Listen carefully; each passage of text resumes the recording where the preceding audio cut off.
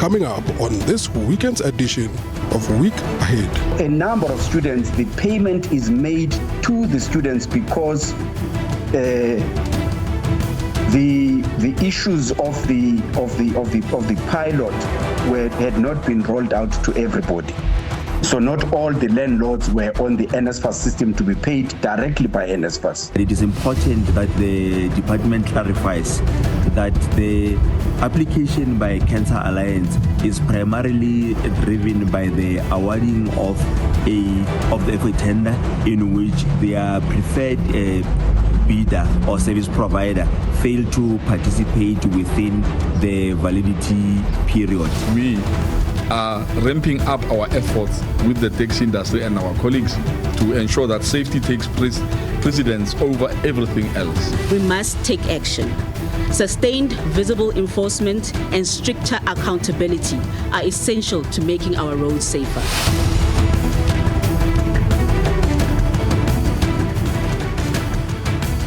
It's just gone midday on this Sunday, the 13th of April, 2025.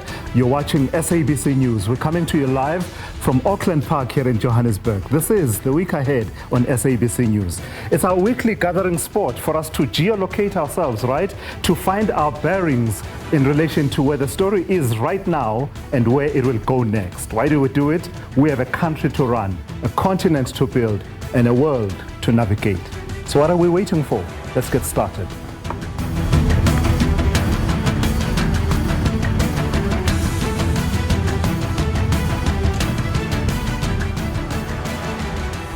In your headlines, delegations of the ANC and the DA have met in Sandton yesterday to negotiate various issues related to the Government of National Unity. The meeting was held amid tensions over the proposed VAT increase tabled by the Finance Minister Enoch Godongwana last month.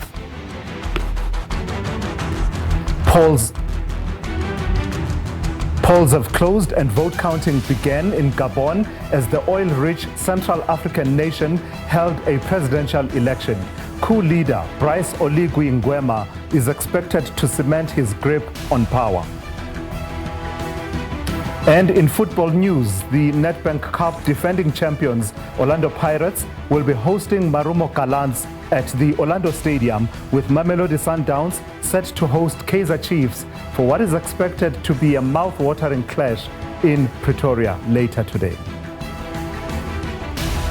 Yeah, good afternoon. It's good to be in your company this Sunday. We've got lots of ground to cover, quite a number of sporting events, those football matches that we are watching in the Nedbank Cup, a big talking point in the country. The country divided at least in multiple directions and multiple angles in terms of who you support this afternoon. So we're watching that, but we're also watching quite a number of political developments, some of them being live events. And so as and when they get underway and their developments, do expect that we'll give you a bit of an update on that. But for now, let's get this show started. Let's have a look at the stories that have made the headlines in today's editions of the Sunday newspapers. I'm joined via Teams by Sikonati Manjancha, editor at News 24, as well as Rochelle de Kock from the Herald Weekend and the Post editor. Good afternoon to the both of you. Thank you for taking the time to spend some time with me this afternoon. So let's just start by just seeing at least three of the main newspapers. Start by showing the front pages and then we'll get into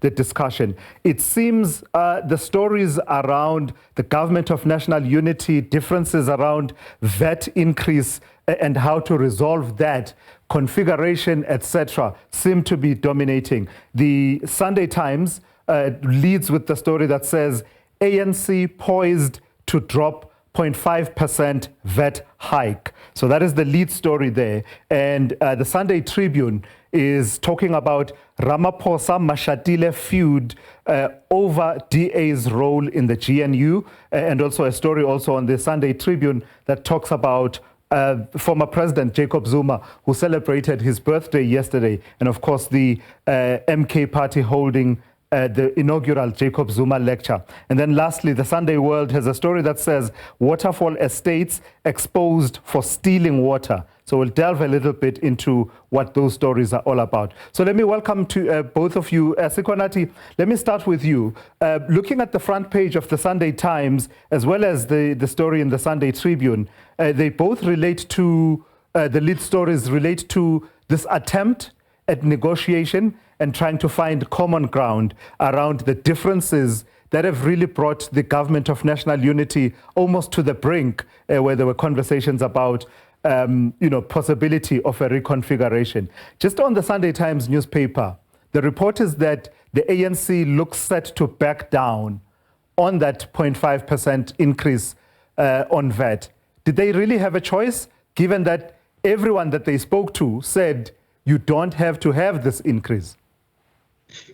Good afternoon to us. The ANC absolutely had no choice, and it must reverse that proposed increase. But you can add to those stories the lead in City Press as well, which talks about the internal or alleged internal ructions within the ANC regarding the DA's position in the government of national unity.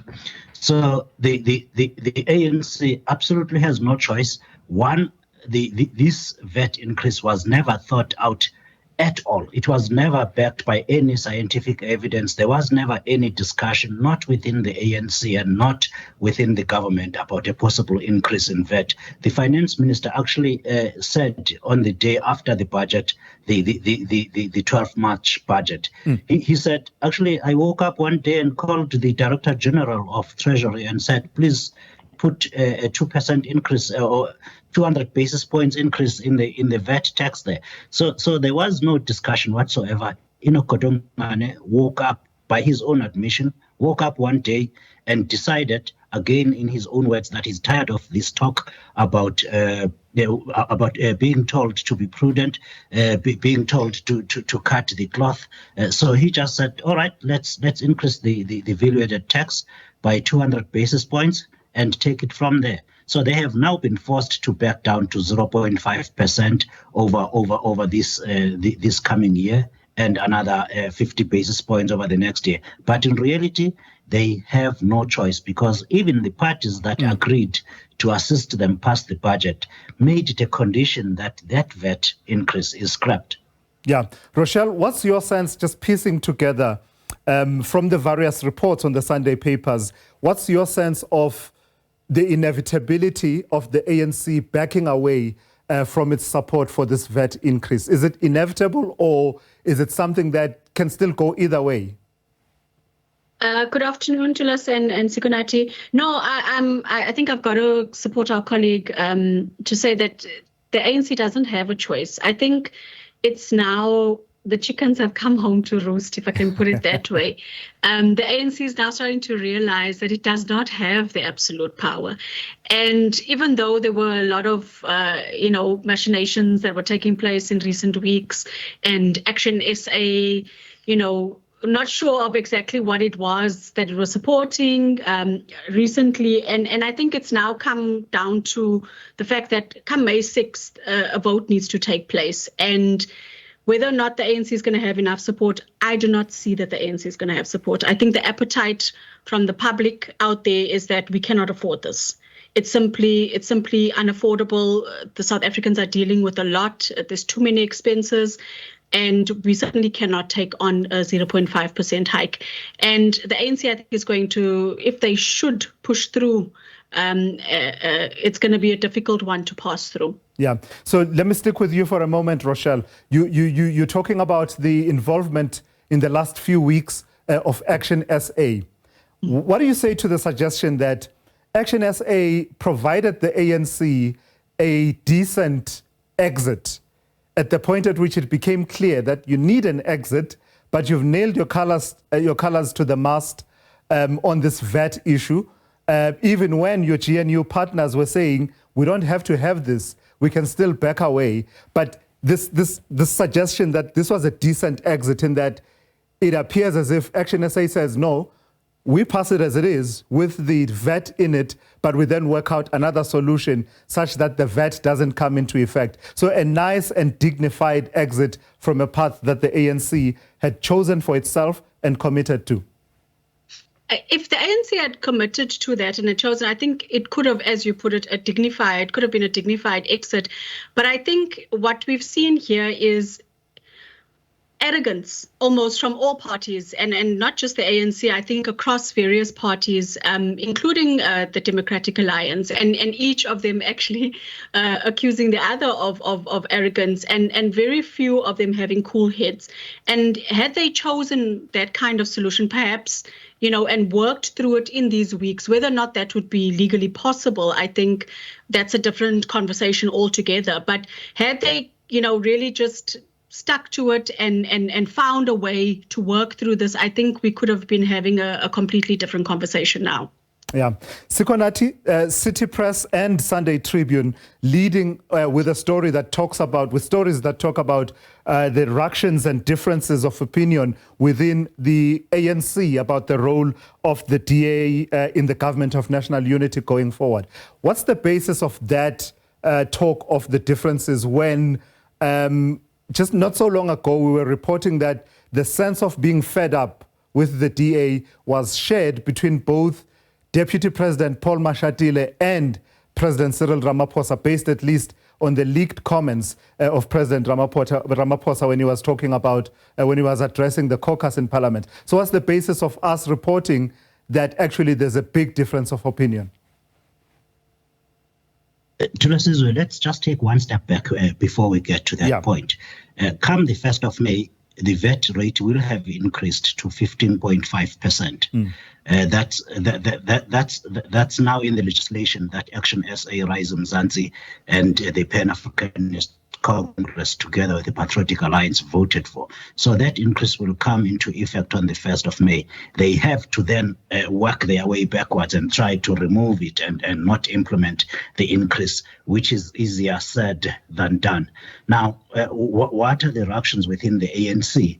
The fact of the matter is the issue, the participation of the DA in the government of national unity, where it still insists on retaining its independence and sticking to its own policies, including in this instance to not increase any taxes, is being used within the various camps of the ANC by both Paul Mashatile and Cyril Ramaphosa to win, to gain support for their respective camps. We are now looking at the next election of the ANC leader in 2027, and as you will know, the internal lobbying, as they put it, since they don't campaign, they start way early, and these always centers around issues. So you just have to find people that think more like you do. For Paul Mashatile, kicking out the DA, which he definitely wants to do, he wants to kick the Democratic Alliance out of the government of national unity,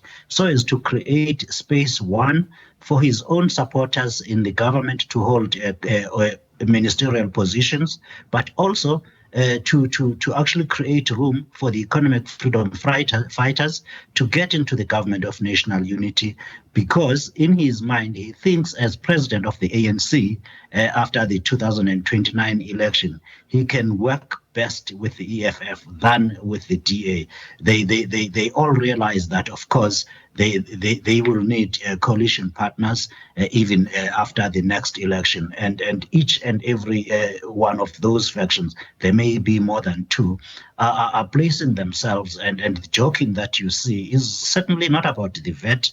It's not about tax increases. No one cares about that. They don't have to worry about that in their own personal capacity. You and I have to worry about that. They worry about what their positions are in government and in the party come 2029 elections. And so the cycle begins, Rochelle, doesn't it? The cycle of suggestions that much of what we'll be observing, at least for the next 2 years, has in a way, one way or another, something to do with the elective conference of the ANC in 2027. And there'll be many, many, many denials that that's just not how we do things. There's no nomination, there's no lobbying. We will only talk about this at the right point. But there's no denying, is there, that these conversations are starting to happen and they will have many proxy battles along the way? No, certainly. I certainly agree with that. We see it even trickling down, I think, at provincial levels, where decisions are taken and, those implications of what kind of impact it would have at a provincial and national election level are taking place. Certainly, we see it in the Eastern Cape where I am based. Yeah. Before we move on to look at what's on the front page of the Sunday World, there's another story on the Sunday Tribune that I don't think got enough reflection. Yesterday was former President Jacob Zuma's birthday, and there was the inaugural Jacob Zuma lecture. Rochelle, if I stick with you for a moment, just looking at the MK party marked it with the inaugural Jacob Zuma lecture in the same week that they've been marching and protesting and saying that, quote unquote, where's my vote, and the allegations they make about the elections of last year, as well as a recent campaign by their youth league where they had a march. Do you think watching it all, because we're told he wasn't there for the birthday bash, watching it all from afar, he would have been satisfied with the state of the party he leads?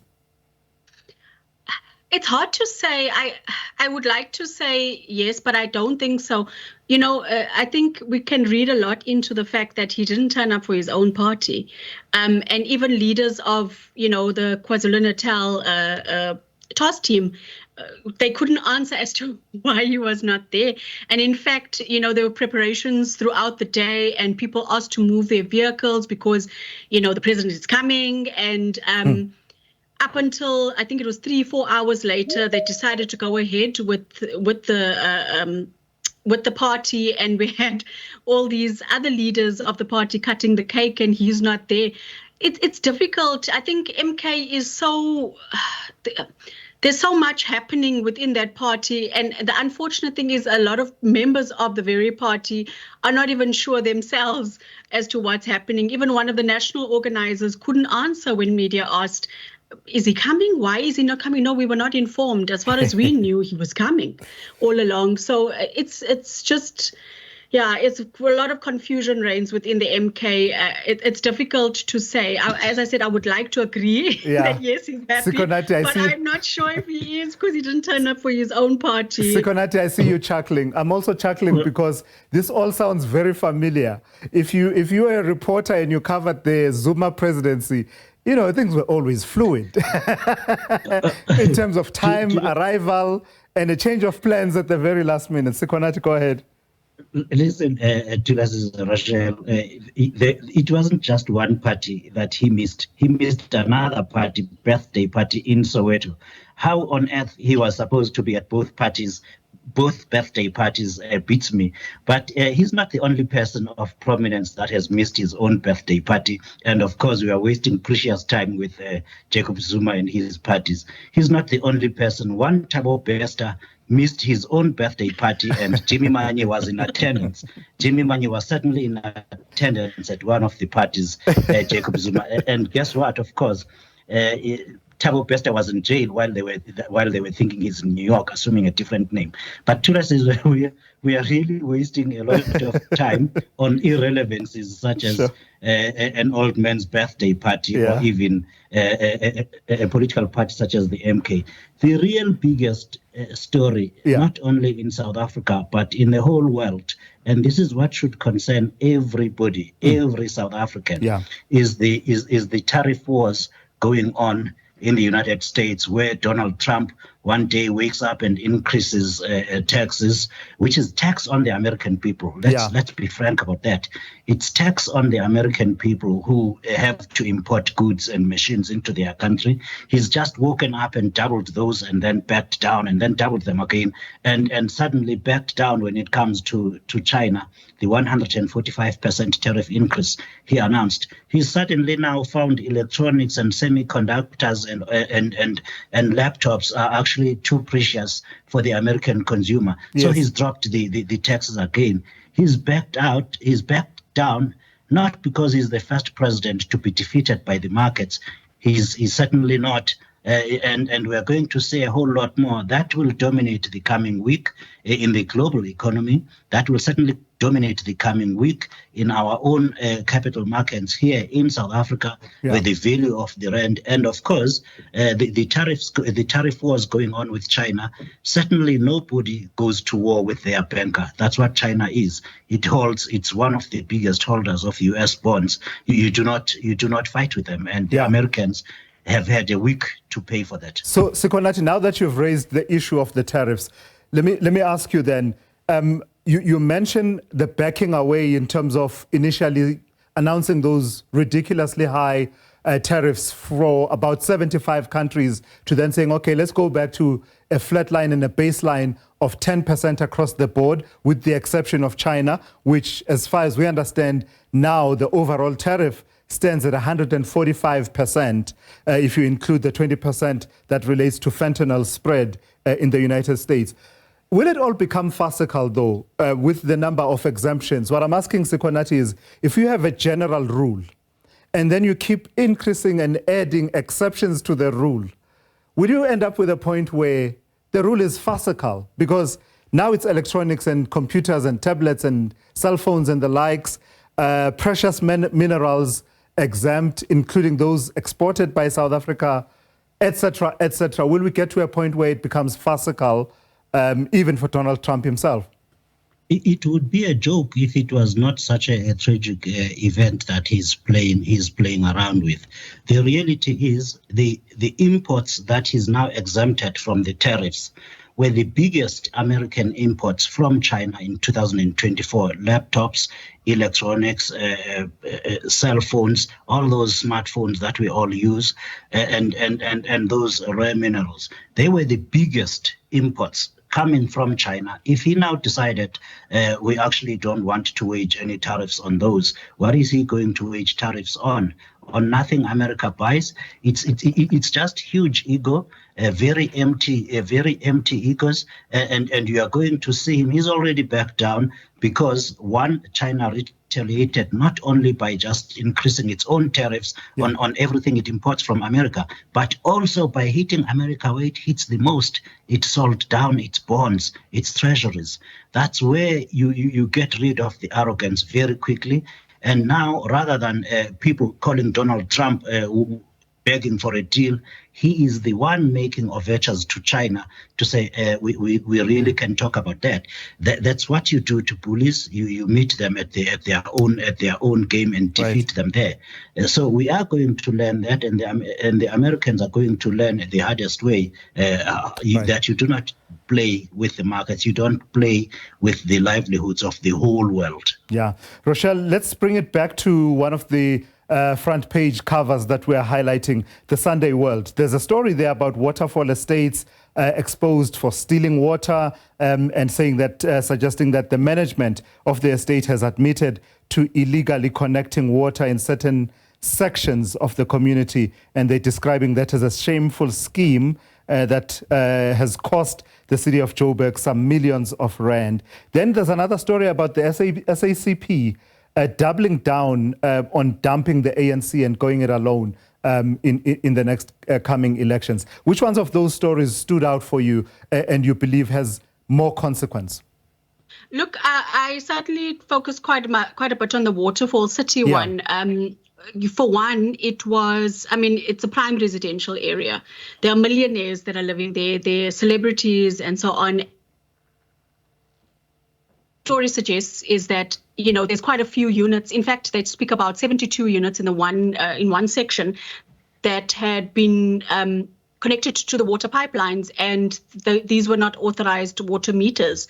So what that suggests then is that these people are not being billed for the water that's being used at these estates. It's absolutely mind-blowing, particularly when we know the situation with water in the city of Johannesburg. I mean, we also know that there's a big problem within South Africa in general, where so much water is lost because of people that are stealing water or leaks that are not fixed and those kind of things. And so when you see, an estate of that nature where you would think the highest bills, would come from to help bolster the coffers of the city of Johannesburg. We now see that, apparently it seems that some people are getting away with not being billed correctly by the municipality. There seems to be a legal battle. It's been going on for a while because they were issued with fines, and then there was a legal matter because they were contesting whether the fines were too high, the quantum actually of the fines, and so this has been going on for quite a while, and so that is certainly, I think, enough to infuriate anybody, particularly the working class, when you're paying your water bills every month, and then you hear a state where the rich and famous might not be billed. Absolutely, and it will be important for the city of Joburg and other authorities to come out on the record and state clearly what the facts are around this matter, because as you say, Rochelle, a lot of people will be unhappy with that situation. Thank you very much to the both of you. I've really enjoyed our conversation. That's Sikonati Manjanja, editor at News 24, and Rochelle de Kock from the Herald, also the Weekend Post editor. This is the week ahead here on SABC News. Coming up in the next few minutes, we'll focus on funding for higher education, the National Student Financial Aid Scheme, and the delays there in payment of service providers. That conversation coming up in a moment.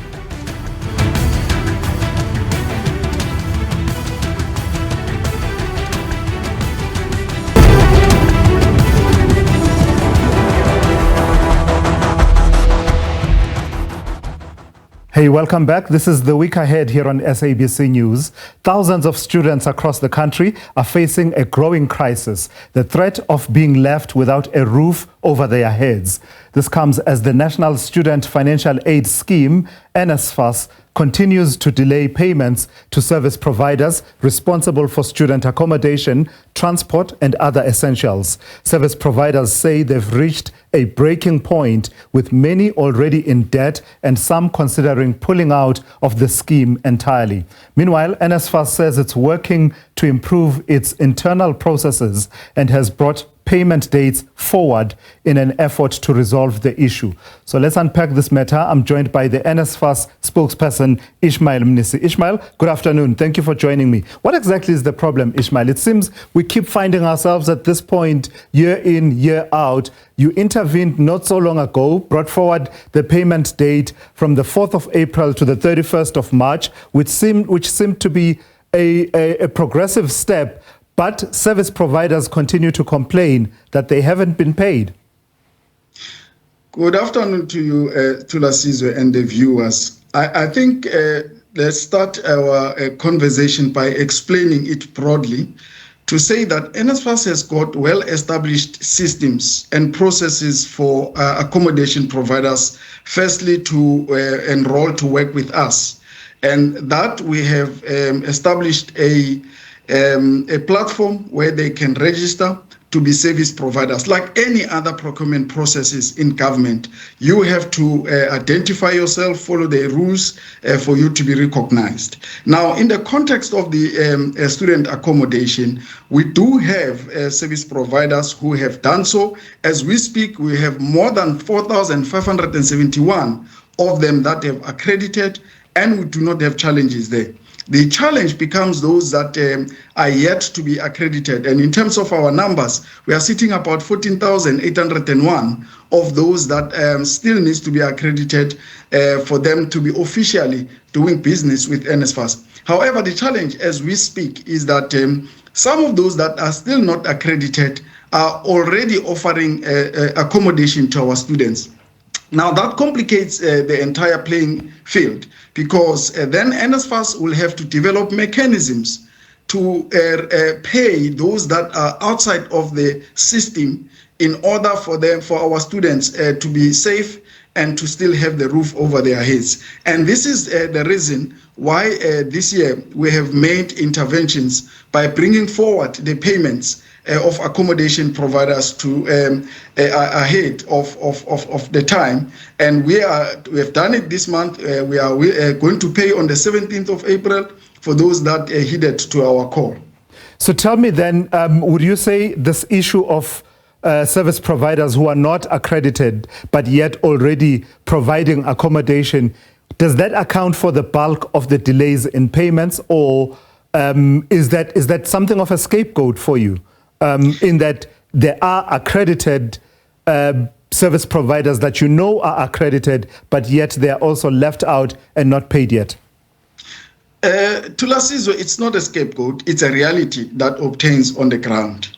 For those that are accredited, for an example, we have, after an accredited accommodation provider, they need to submit their claims, and there are deadlines attached to the submission of claims. So we would expect that they should heed to the deadlines so that the payments must not be delayed. And we have established that previously, that if deadlines are missed, information is not provided accordingly, or even information is half provided, only that fraction of the claims will be paid. In other words, not all students will be covered in a particular claim. Hence, we ask our accommodation providers to give us the details that will make us to fully pay the claims that they've submitted to NSFAS. NSFAS has no intention at all not to pay accommodation providers. Actually, these are our stakeholders that would want to work with swiftly, including even institutions that are also accommodating our students. We don't have much problems there because the flow of data between ourselves and the institution has been swift for some time. But we only have challenges when it comes to private accommodation providers because of that flow of data, and which would enable NSFAS to be able to pay for accommodation claims. Without that data, Thulasizwe, we are going to be confronted with this problem every month. However, we have been engaging with accommodation providers, and there is willingness from their part, from our part, to make sure that this thing of delayed payments becomes history. Tell me if you have shifted from, I remember last year there was a point where the private accommodation providers were complaining about a backlog of unpaid invoices. And there was talk about how you were doing payments almost once a quarter or something like that. Has that system shifted to one where payments are done on a monthly basis? Yes, Thulasizwe, we have shifted from that. Hence, even now, in a month, we are doing more than one payment to make sure that all the backlogs are covered. So all of this, Ishmael, is not helped, and the way you come out and you come across in this conversation is not helped when there's talk of some confusion, for instance, in the technical vocational training institute, the TVET colleges, where there seems to have been some confusion about the amounts that were meant to be paid for accommodation, the amount that is, declared that it's about what, 10,800 rand specifically designated for accommodation. But we are told now that some students received far more than that, and in some cases where service providers were meant to be paid directly, the payments ended up with students. All of this doesn't present a good impression of your ability to manage this system. You can respond to the last part of what I just said, how it's coming across, but start by telling me what the exact facts are around the TVET colleges and these monies, 13,800 rand versus the designated 10,800 rand.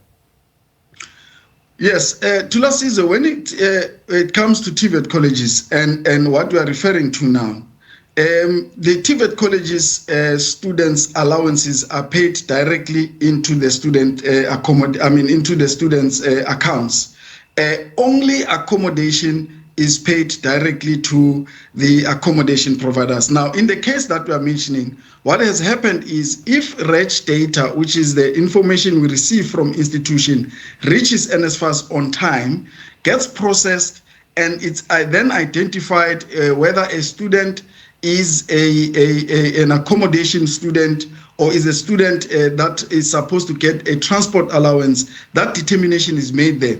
In this instance that we are talking about, no determination has been made due to the delay in the registration data that NSFAS would receive. There is absolutely nothing that NSFAS would do if data that either has to come from accommodation providers or the ones that has to come from institution reaches that data, because we have to synthesize that data, we have to allocate funding in accordance to that information. Now, what has happened? In order to avoid the delays and the frustrations that might be there in the system or in the sector, NSFAS then made that payment and instructed students who are in the accommodation spaces to utilize that allowance to pay for accommodation where they are staying and retain the other portion of the allowances for their living allowances. And that is what has happened. And what we're avoiding to do, Thulasizwe, is to have students who are not given allowances because of the data that will be there. It's a situation where NSFAS had to make a determination whether you pay or you don't pay allowances. And if you don't pay, still NSFAS will be accused of not having dispatched allowances. So it was an attempt, not as perfect as it's supposed to be, to ensure that at least there are allowances paid to students and then accommodation providers as well are accommodated. It sounds to me, Ishmael, and back to that question about the impression it all creates, it sounds like fighting fires, smaller fires containing this fire, and then another one comes up, and then another one comes up. The TVET college's situation, allowances versus accommodation, the delays in the information and the data syncing between service providers and yourselves. It just sounds like you don't have a control over this situation. As I've said in my initial comment, that there are NSFAS systems that institutions and accommodation providers are well conversant with.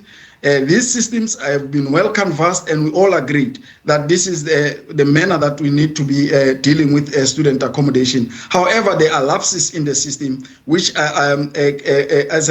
creates these delays that we are talking about. But there is commitment from all the role players, from NSFAS to accommodation providers to institutions, to make sure that there is a seamless flow of information that enables the entire value chain to flow seamlessly. If that does not happen, we are always going to have a situation where there are delays in payments or there are no payments at all. However, we are determined to come closer to deal with this thing. And actually, we have even said before as NSFAS that we are working on a holistic process that will ensure that all these challenges we are faced with relating to the payment of student accommodation allowances or even allowances broadly are dealt with. Yeah. Amos Mdluli of the National Association for Student Accommodation Transformation, NSAT, talks about a figure of 140 million rand that was outstanding from last year. Has that backlog of invoices been cleared? Even for us to be talking about what has happened with the new financial year, can you this afternoon guarantee that not a single invoice from an accredited service provider that you work with that accommodates students has not been paid from last year? Thulasizwe, we have verified and confirmed all the legitimate invoices that we have received last year, communicated to the student accommodation providers, and we've made payments. And we did indicate that all those that have been verified and legitimate, NSFAS has paid. And we even made a mechanism that if there is any accommodation provider who feels aggrieved that they have not been paid, they are welcome to contact us. To this extent, out of the legacy payments that we are referring to, we have not received any confirmation or any concerns raised by accommodation providers in that regard. We are engaging with them on a day-to-day basis where there are glitches in terms of payments, if ever there are any. But so far, NSFAS has played its role, and we're hoping that if there are any outstanding payments, accommodation providers will contact us, make us aware of, and then we'll send our agents to go and check what is happening on the ground. All right, I've got to thank you for your time and your insights this afternoon. That is Ishmael Mnisi. He speaks on behalf of the National Student Financial Aid Scheme. Coming up in just a moment, we'll give you a special report on the Senzo Meyiwa murder trial. It's back in court this week, so that is coming up in just a moment.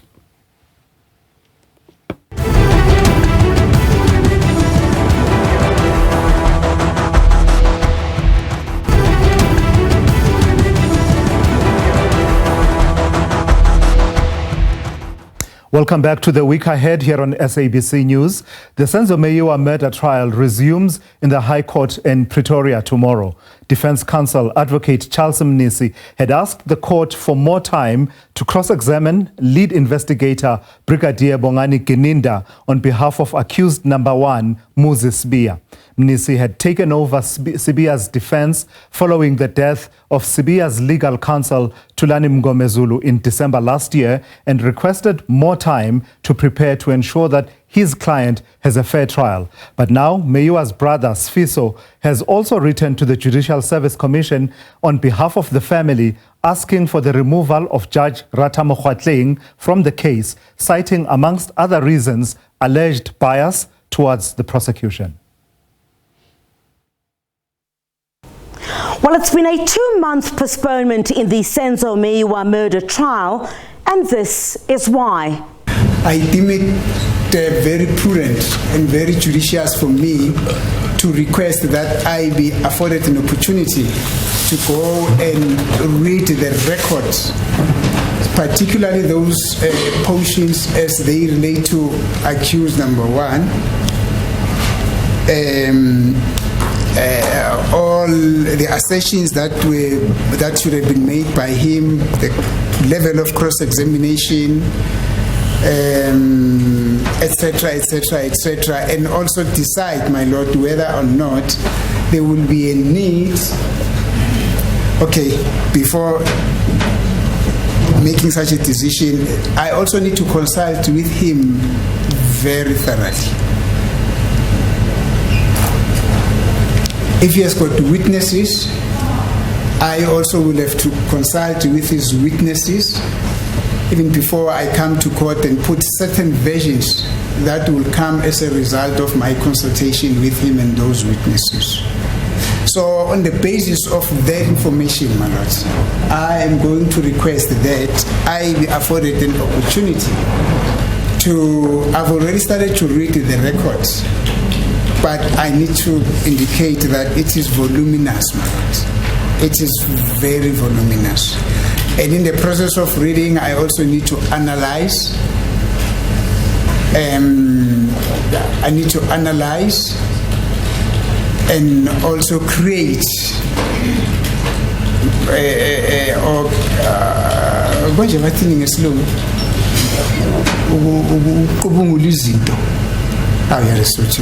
collate. Yes, to collate, my lord. These are unusual circumstances. No one foresaw that the legal representative of accused number 1 will unfortunately pass on, and this is after certain propositions were made.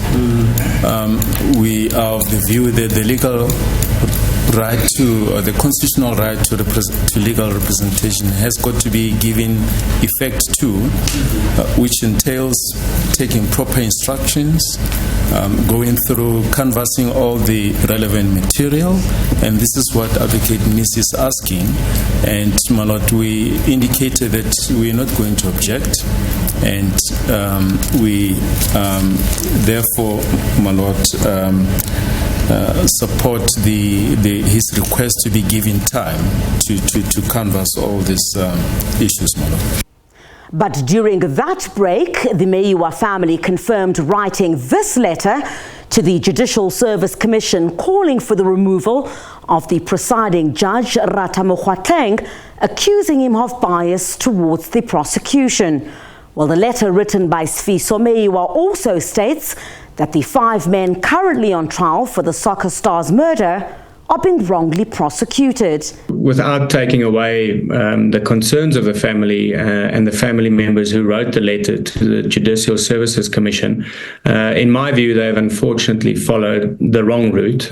Should they feel that the judge is acting in a biased manner and is not presiding over the matter appropriately, then an application for the judge's recusal must be made, and it must be made by one of the parties before the judge. So in other words, the NPA is acting on behalf of the Meyiwa families or family who has been obviously affected by the murder of Senzo Meyiwa, and the NPA accordingly, should they feel that the judge is not acting in an unobjective manner and is not presiding over the matter appropriately, then they will have to bring an application for the judge to recuse himself from the matter.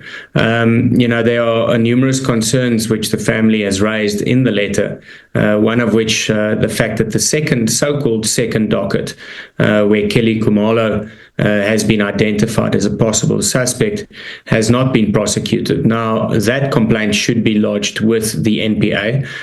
The judge presiding over the pending matter at the moment has no say over that matter, and it is, of course, the NPA who decides whether they're going to prosecute the matter or not, and the judge is merely there to adjudicate over the matter. So that complaint they must bring up with the NPA.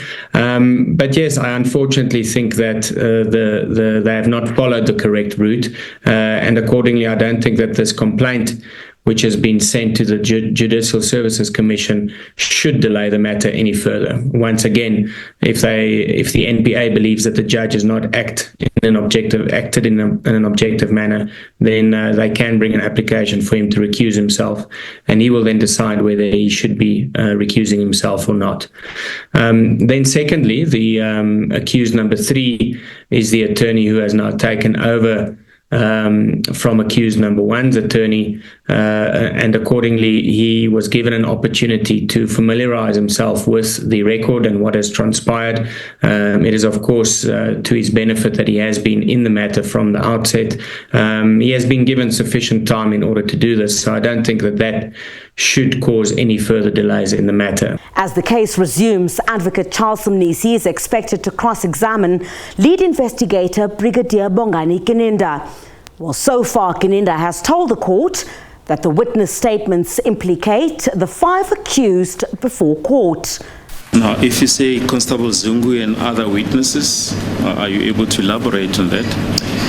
Yes, my lord. There are statements that are obtained. I'm just not sure if those witnesses have testified. But during the course of the investigation, before Constable Zungu's statement was obtained, there were statements obtained which linked all the accused in this offence collectively, from accused 1 to 5, and then those statements are in the docket. That is now other than the statement of Constable Zungu. Then Kininda dropped a bombshell that Meyiwa's then girlfriend Kelly Khumalo was the 6th suspect in Meyiwa's murder. Well, this has 2 confession statements by accused number 1 and number 2 finger Khumalo as the mastermind. Currently, we have, before standing and sitting before this court, 5 accused persons, and in the statement it says 6 suspects actively participated in the planning and execution. Who is the 6th suspect? It's Miss Kelly Khumalo, my lord. Remember this statement, I was applying for the warrant of arrest for Miss Kelly Khumalo, so she would have been the 6th suspect. This one, at that time, we already arranged. They'd already made their first appearance, so this was November. So I was now moving towards Miss Kelly Khumalo to be added. And while Kininda says a warrant for Khumalo's arrest was not authorized, he believed that she should be charged, but prosecutors felt further investigations needed to be done. Prior to the accused being indicted by the DPP, it was my initial proposal that based on what we have, she must be charged together with these 5 accused.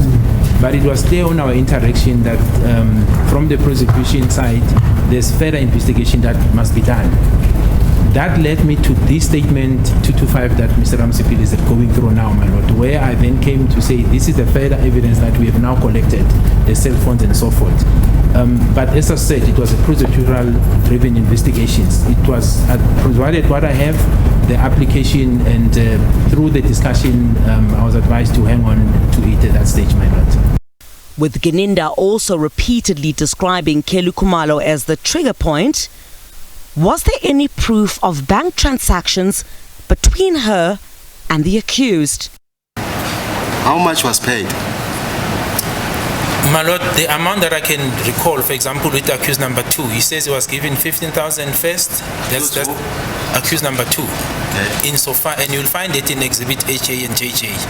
and then subsequently then he was given 30,000. So if you conclude that amount, it goes to 45,000. I think accused one also in his confession indicates the amount he received. I just don't know, I don't recall the exact numbers, my lord. But insofar as accused number 2, I do recall that it comes to a total of 45,000. And who paid these amounts? Do you know? My lord, it's clear. It's indicated in Exhibit JJ. Accused 2 indicates who gave him the money. The balance was given by accused number 5, the 30,000 to accused number 2. Who was the source of this amount, or the payment? It was the accused, my lord, because I'm dealing with evidence. The accused paid the other accused. That's the evidence that we've got. But the indication is that the contractual or the sparking point is Miss Kelly Kumalo. Is there any chain of money from Miss Kelly Kumalo to the accused? No, not electronically, my lord. There's no electronic evidence. In other words, money being transferred from her bank accounts to the accused. So as the trial resumes, there are hopes that there won't be any further delays. Crisalda Lewis, SABC News in Johannesburg.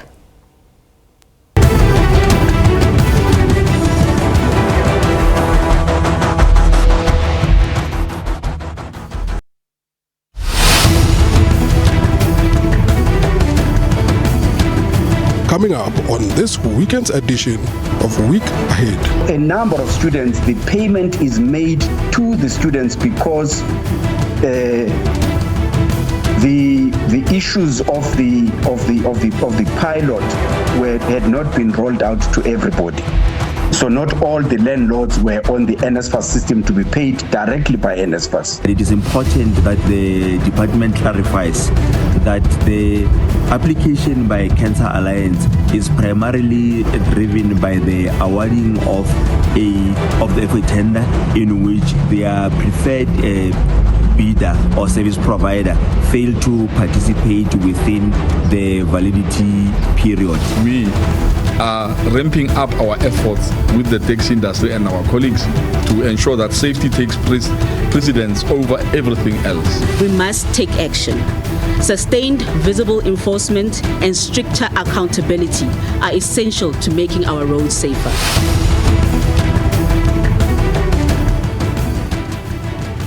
Just after 1 p.m. on this Sunday, live from Auckland Park in Johannesburg, we are SABC News. Good afternoon. You're watching The Week Ahead here on SABC News. Here we geolocate you in relation to the big and consequential stories of the week, where the story is now and where it will go next. Come on, people. We have a country to run, a continent to build, and a world to navigate. So let's get on with it.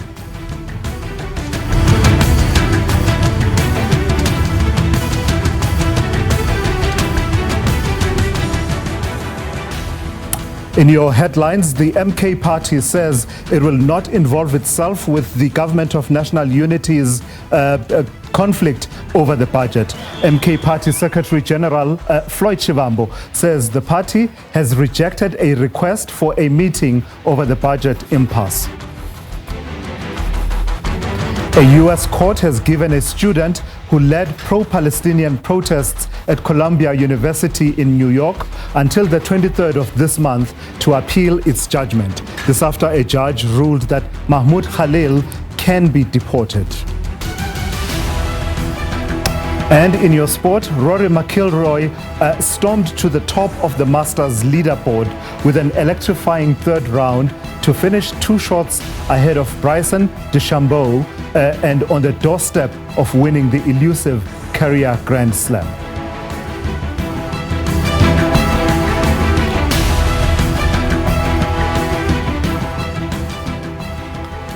Hey, welcome back. It's good to be in your company on this Sunday afternoon. Ahead in this hour, you will hear from our specialist desk leaders, our editors. They'll be coming through to give you a sense of where the story will go over the next few days, the stories that they are watching. But a bit later on, some inspiration for you. It's a story we carried yesterday on the Week in Review, but we will take it forward today. It's those young people that are cycling from Limpopo to Cape Town. We believe we may be able to have a conversation with them this afternoon, just catching up where things stand. But for now, let's start with those updates. I'm joined by SABC News political editor Mzwandile Mbeche. Mzwai, welcome back.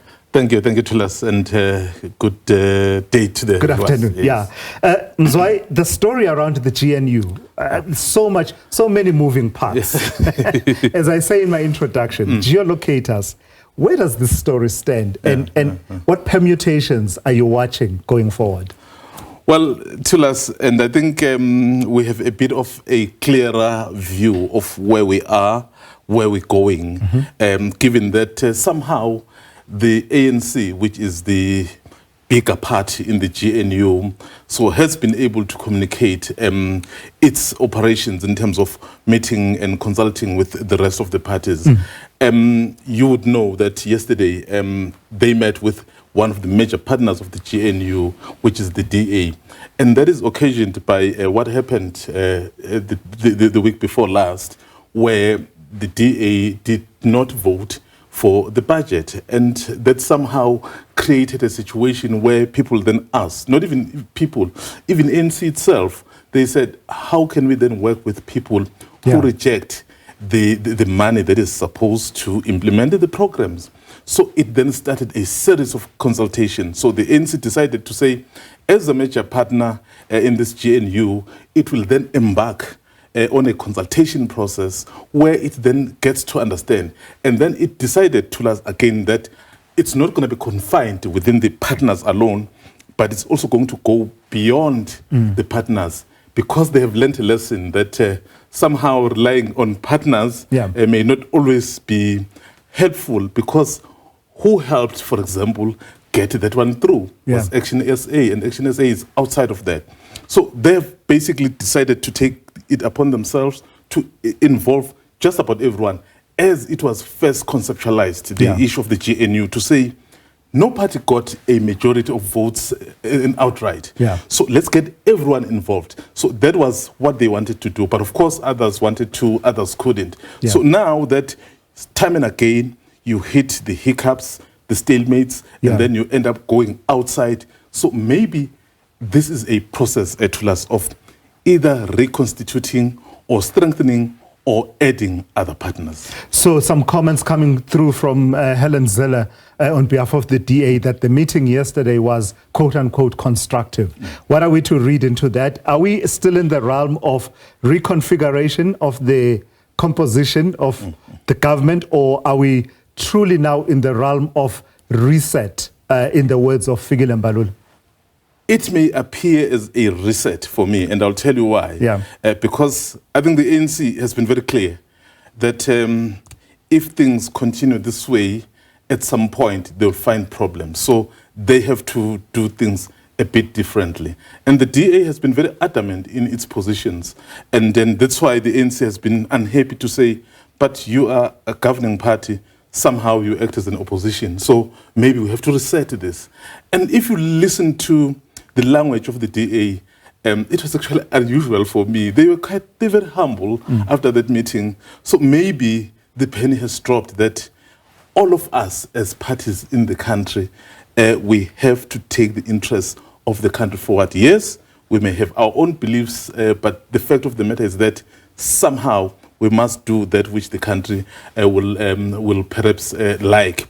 So talking about the DA, I think I'm just going to quote Minister Kodongwan. He was very clear after presenting the budget. He basically said, you can't have people who vote against it implement it. So that tells you already there was a groundswell of people who are saying, well, maybe it's time for the DA to go. But given the nature of consultations that are currently happening and the interventions from so many sectors, business, high-profile individuals, and other stakeholders to say, well, we understand. But as South Africa, remember, this is a new territory for us. So we are not used to this. Perhaps those are the issues that we need to be able to handle. But politically, Mzwai, this issue of a 0.5 percentage point increase in VAT, how are the parties going to navigate it going forward in the coming days? There are some indications, certainly if you read the Sunday Times this afternoon, that the ANC may want to back away from it. Is that what you're picking up, the sense that the intervention of Action SA, and this is from me, the suggestion that the intervention of Action SA may have had the effect of giving the ANC an elegant way out? That intervention from the word go was actually meant to do just that.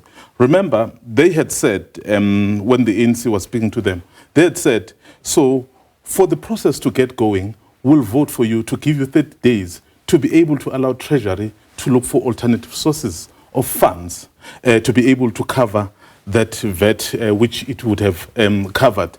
So the Action SA was very clear on that one. You'd remember, Tulas, immediately after the budget had passed, so the ANC issued a statement, and that statement left out some of the key areas of agreement with Action SA. And Action SA was up in arms to say, that doesn't represent us. And the ANC was very quick to correct it and include and reflect it as is. So that has been the point of discussion to say, yes, we understand the issue of VAT is contentious and we don't want to go with it dark or blue.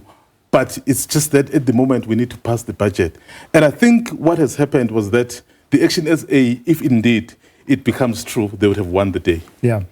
So it will be interesting then, Mzwai, the week going ahead, because the next big milestone, as far as I understand, in these budgetary processes is the 6th of May, when the other elements of the budget will be considered. Because remember, we've only dealt with the fiscal framework and revenue proposals. How critical will it be that these matters are resolved before the 6th of May, but importantly, before the 1st of May, before you and I are hit with that VAT increase? It's going to be very interesting politically. If nothing happens and the VAT increase takes effect and nothing changes, the parties outside would be able to say, we told you. If somehow something is worked out, parties like perhaps the Action SA and even the ANC to some extent will be somehow vindicated to say all we wanted was to get the process going. And you're absolutely right, because people such as Herman Mashaba have really staked a lot into this working out. He's been very clear to say, I assure the people of South Africa, come the 1st of May, there'll be no VAT increase. Absolutely. So for me, fortunately, it's just the next few weeks. So we will see exactly what happens. And a party like Action SA, if it finds itself that it was duped, what is it going to do? But I guess having read what we've read and the nature of negotiations, I think somehow some compromise will be found. All right, thank you for that. That's Mzwandi Lembeche there. He's SABC News political editor. Mzwai and the team will be tracking those and other stories for you throughout the week here on SABC News. Coming up next, we'll hear from Tsepo Mongwai of our economics desk, as well as Sophie Mkwena, our international news editor, about the stories that they are watching in the week ahead.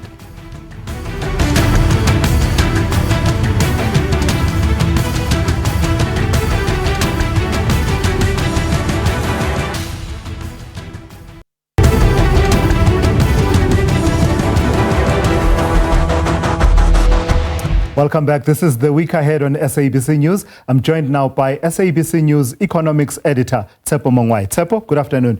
It's good to have you in studio, man. It's a pleasure. Yeah. So let's talk the biggest story in the world, in the whole world, and by extension and naturally in South Africa, the tariffs. The yo-yo effect of the tariffs on all of us, our emotions, our economies, as well as the markets. Where will that story go? Where is it now, and where will it go in the coming days? You know, what's clear is that something as serious as a tariff, what we've seen in many parts of the country, including here in South Africa, when you implement such a serious policy, you need to give guidance to industries and business so that they have ample time to prepare for that eventuality.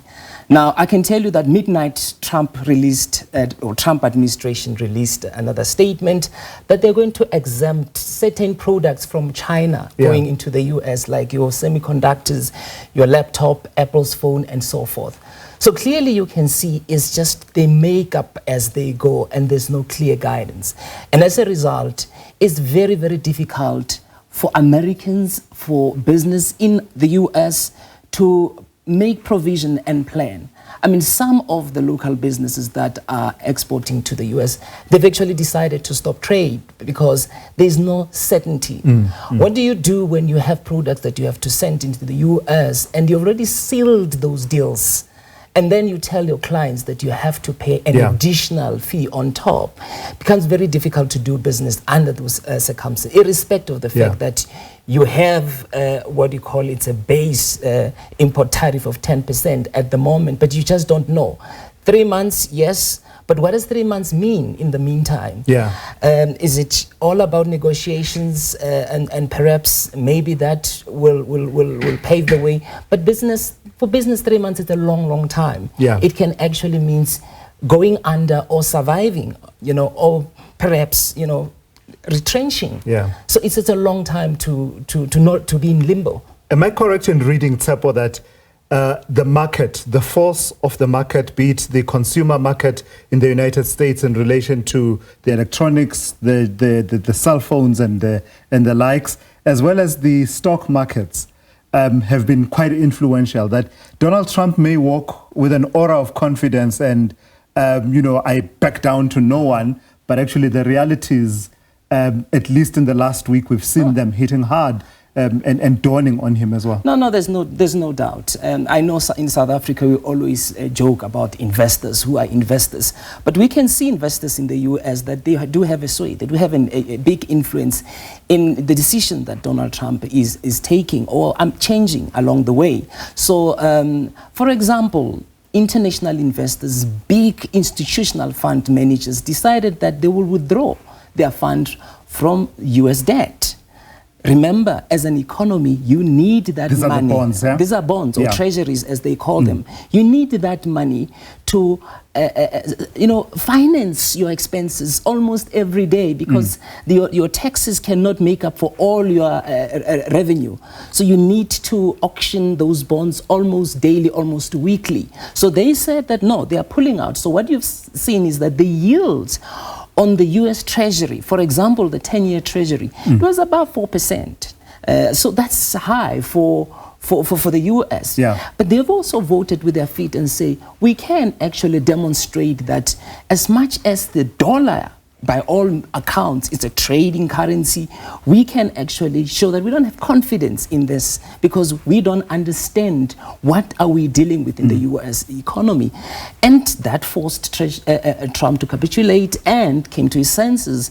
And of course, we've seen the revisions in terms of allowing engagement, and of course, with the exception of China. But he's got a reputation to protect here, and he needs to show the decisions that he's taking now in terms of China and say, oh no, we'll allow some products from China. Surely you can see that there is a lot of gray area in terms of not knowing exactly what is this all about.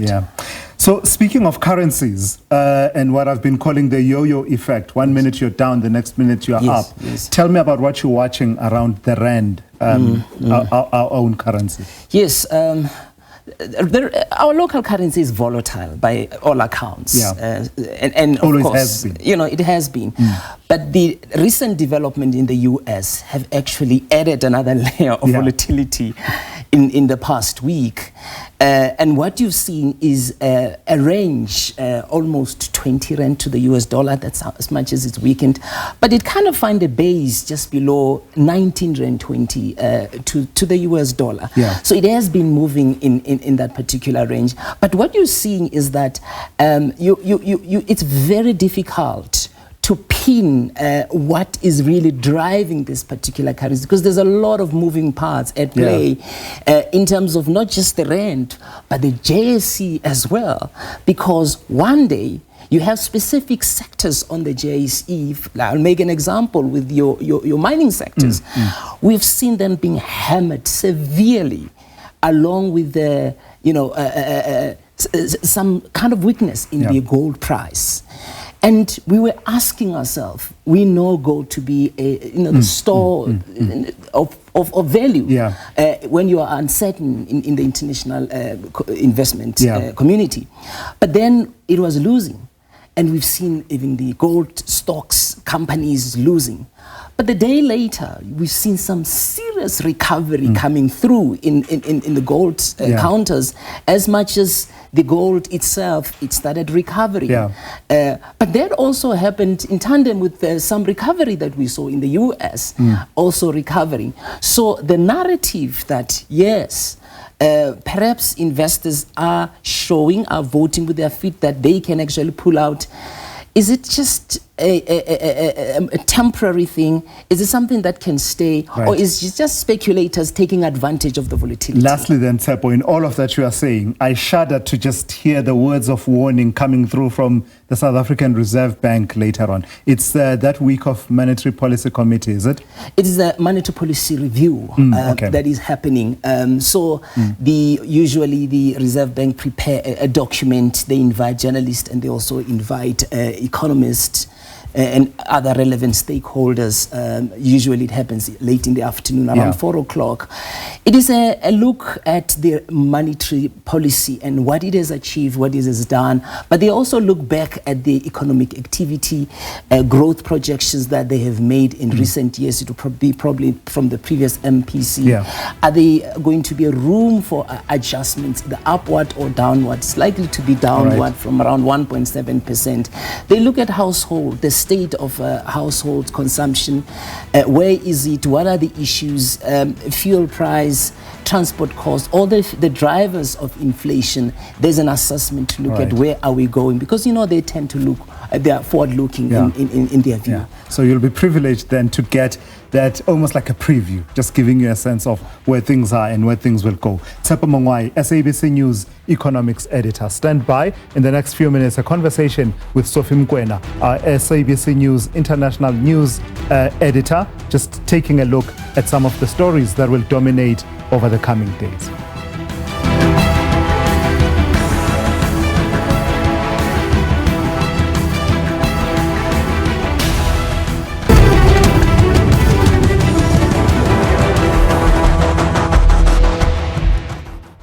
Welcome back. You're watching The Week Ahead here on SABC News. Joining me now is SABC News international editor, Sophie Mkwena. Good afternoon, Sophie. It's good to be with you in studio this afternoon. Let's start, before we get into the stories that you are tracking for The Week Ahead. There's an extraordinary story, underreported. A lot of us talk about Trump tariffs tsunami. That seems to be the triple T's.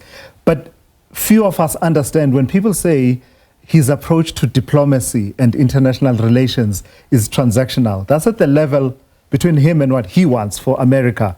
But it seems it's become transactional at various levels. Let's reflect on the conversation we had yesterday with the Lesotho Minister of Trade and what came out there. What do you make of what he had to say, what he told me on the show yesterday, that there's now almost a new industry of consultants who say, you can't get access to anyone of consequence in Washington.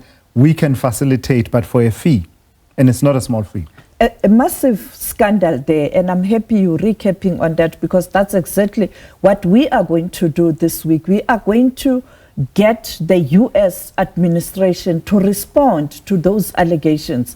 Are they aware that there are people now who have lined up their pockets by calling these smaller, vulnerable countries to say, we will facilitate access to the White House or to the relevant administration in terms of negotiating a better deal for you? So the 90 days, now it becomes problematic when you look at that. Between these 90 days, this is what these consultancy companies will be doing, or these individuals.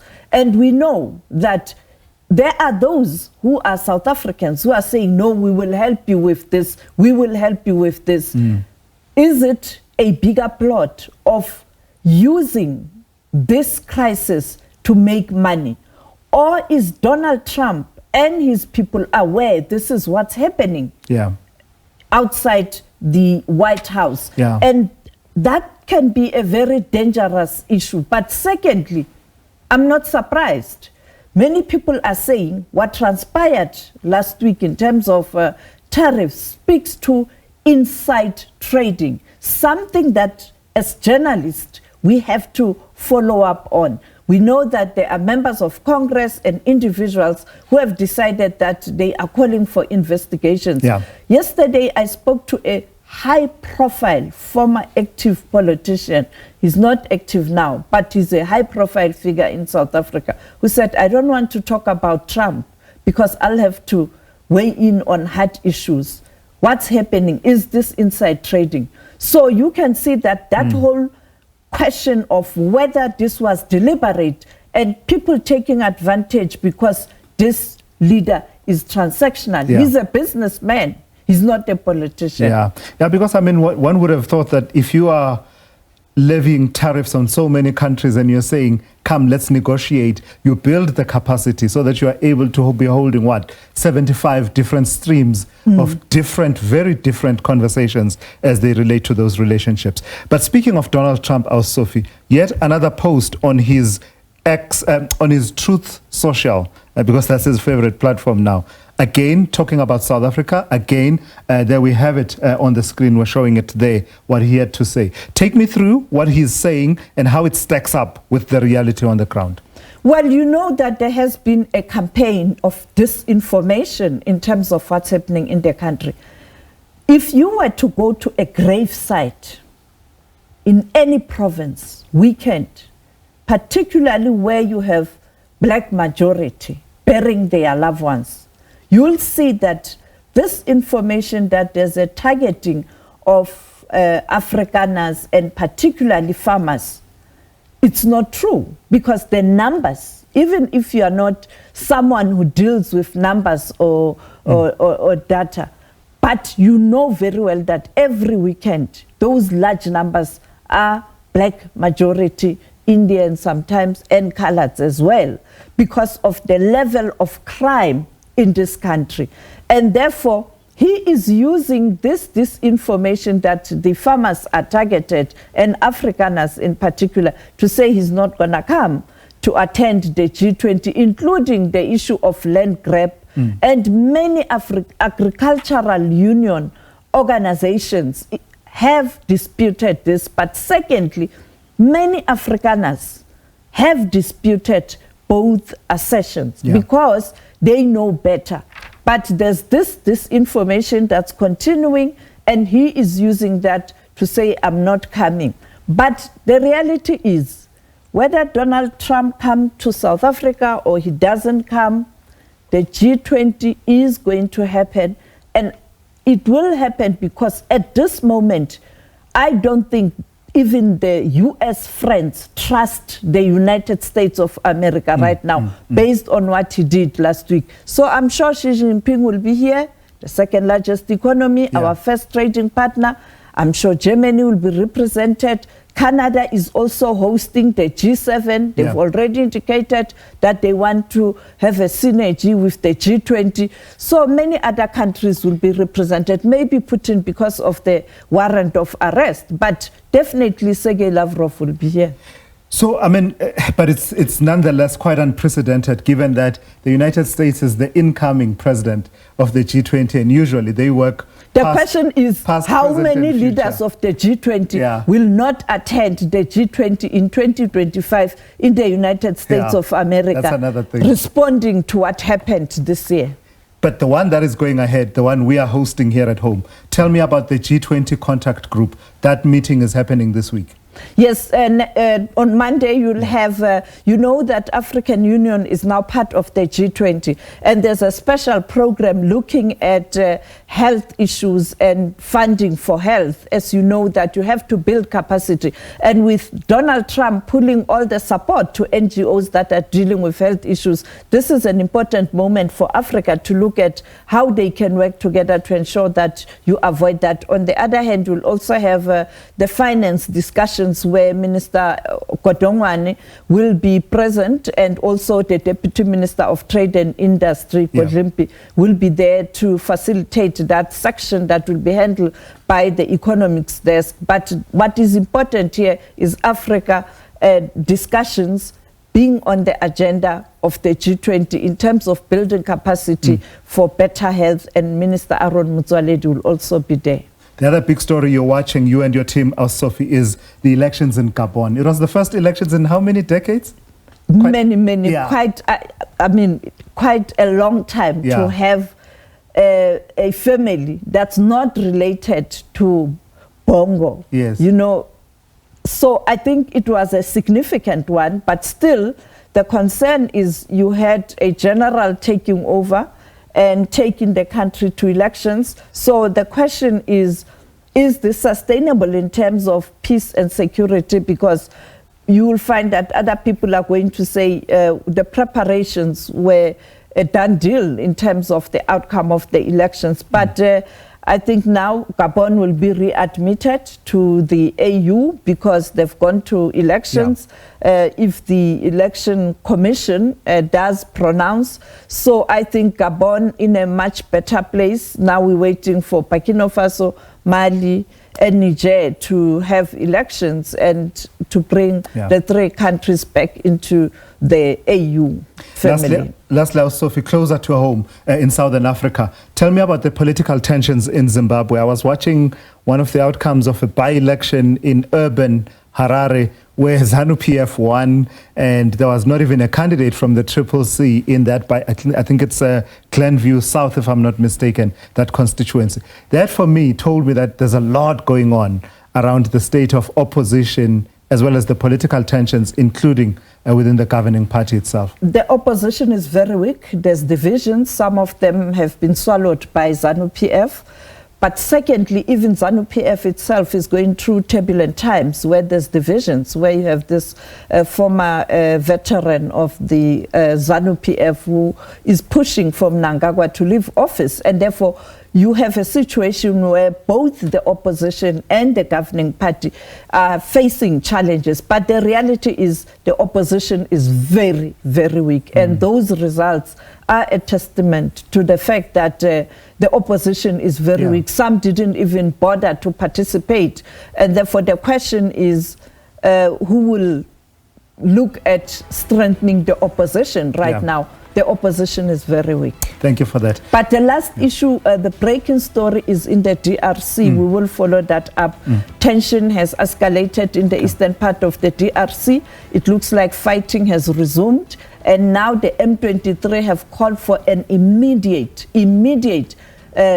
removal of the summit DRC. In other words, those contingents, including South African soldiers, to leave Goma with immediate effect, because there's a suspicion that they were supporting the DRC forces who are trying to recapture Goma. And therefore expect terrible stories coming from the DRC. Sadly, that's a moving story always. Thank you for flagging it. That's Sophie Mkwena. She's SABC News International Editor. You're watching The Week Ahead here on SABC. More for you in just a moment.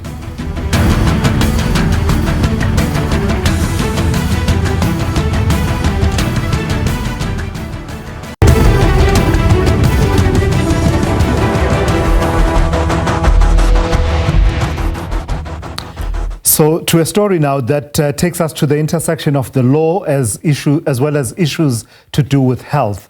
The Judge van Nieuwenhuizen of the Gauteng Local Division of the High Court in Johannesburg has ruled that the Department of Health's failure to provide radiation services to cancer patients on the backlog list is unconstitutional and unlawful. This was after civil society groups joined forces to march to the department's head office in Gauteng, demanding that millions of rand set aside for cancer treatment be used. In a statement, the department has confirmed that it has filed an application for leave to appeal against the ruling. The department has been ordered to provide radiation oncology treatment to a backlog of nearly 3,000 cancer patients, particularly at the Charlotte Maxeke Academic Hospital, as well as the Steve Biko Academic Hospital. Please note, we did invite the Department of Health in Gauteng to speak about this issue, but they did not take up that invitation. Take a listen to their response to this issue. It is important that the department clarifies that the application by Cancer Alliance is primarily driven by the awarding of the tender in which their preferred bidder or service provider failed to participate within the validity period. what we will be doing as a department is to obviously present our case before the courts, as now there is a court process that they've since launched. However, it is important that we confirm that the department takes these allegations seriously, and we are committed to ensuring that there is transparency and accountability. So that's the perspective of the Gauteng Department of Health. So let's take the conversation forward now to speak to us about the ruling and some of the issues faced by cancer patients in Gauteng is the director of the Cancer Alliance, Salome Meyiwa, as well as cancer patient Lydia Stats. Good afternoon to the both of you, and thank you for joining me. Let me start with you, Salome, and I'll turn to you in a moment, Lydia. Salome, just before we get to what the department is saying about, why you took the case to court in the first place, let's reflect on the judgment itself. The finding that the failure to provide radiation oncology services in Gauteng is unlawful and unconstitutional, and that the department must take all reasonable steps to ensure that that happens. How significant a ruling is that? It is indeed a major win for health rights as well as human rights in South Africa that we actually received this ruling. And it is quite important that Gauteng government in particular, but in fact, all provincial administrations actually read what the judge has said, and also indicating that it is indeed the role of civil society to hold government accountable. And he in fact sent the Gauteng government back to Section 195 of the Constitution. So tell me a bit more about what the judge had to say in reaching this decision and making this order. I believe one portion of the judgment deals with irreparable harm that is being inflicted upon cancer patients by this failure to provide these services. Indeed, and I think that our patient online, Lydia, can actually even give more testimony to that. But we, to this date, do not know what the full extent of the backlog list is. We handed a list of nearly 3,000 patients to the Department of Health and indicated to them that those are the patients on the backlog list that require treatment to this date, and that is why the court have ruled that the backlog list should be updated so that we can actually understand the full extent of this problem. How many patients have in the meantime passed away? How many patients will no longer require any further treatment? Or how many patients will require further treatment? Only once you know that will you be able to determine what is the full extent of this crisis. And we say that we think that it could be even worse than life Esidimeni. Sure. Wow. That's quite powerful. Knowing that tragedy on its own and the magnitude of that tragedy. Lydia, let me bring you into this conversation. You're a cancer patient. Just tell us about what this judgment means for you. Yes, good afternoon. This judgment for me, like Salome says, to me it's a huge win. I've seen during my journey, I've seen people who I knew personally die because they didn't get radiation, and the cancer came back and just spread too far. And that's just a few who I knew in person. How many others out there whom I don't even know, or who, Salome or Section 27 doesn't know about, have died? It's an absolute disgrace that people have to die because they're not getting the necessary cancer treatment they're supposed to, and to get it at the right time. And there's more to that point. Please say more about that point, getting the right treatment at the right time, right? Because while this has been ongoing, and the judge talks about some people having been on the waiting list for upwards of 3 years, and others, as you say, have died in the course of that. Cancer patients just don't have the time to be waiting around and not receiving any treatment. How important is that time factor? It's absolutely very important. It's life-threatening. I can give you an example of my own story. I was diagnosed with breast cancer in February 2022. I had 8 sessions of chemo from March 2022 to September 22. And in November 2022, I had a mastectomy. At the time of diagnosis, the cancer was already, it spread from my breast to the lymph nodes in my armpit. So after surgery, I was supposed to get radiation. And you're supposed to have radiation within 3 months after you've had surgery. I didn't get the radiation. I had margins clear after my surgery, which meant, I was cancer-free. But you never know if there's like a microscopic cancer cell somewhere. And it doesn't get killed by radiation. Just to rephrase that, if you don't get radiation, it will grow. So in my case, with my mastectomy, 4 lymph nodes were removed from my armpits and 3 tested positive for cancer. So it was very important for me to get the radiation. And when I went for my 6-month post-op mammogram and ultrasound, they immediately picked up another lymph node, which they suspected was cancer, and did a biopsy immediately, and it was cancer. The cancer was back then, by then already. So I had to start treatment all over again. I had to start chemo all over again.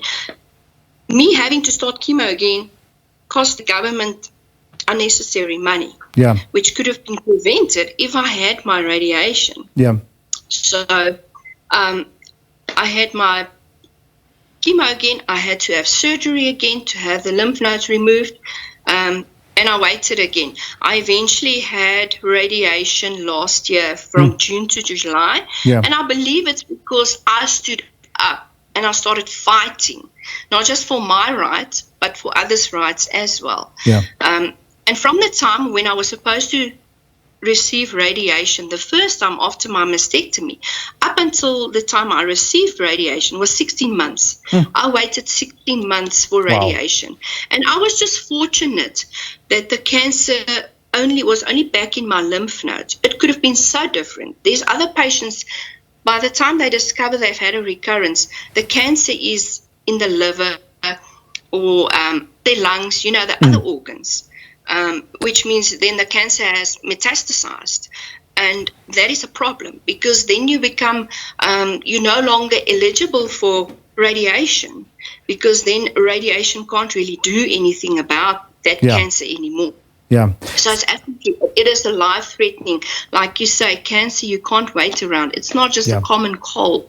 It's a life-threatening disease, which doesn't wait. It keeps growing.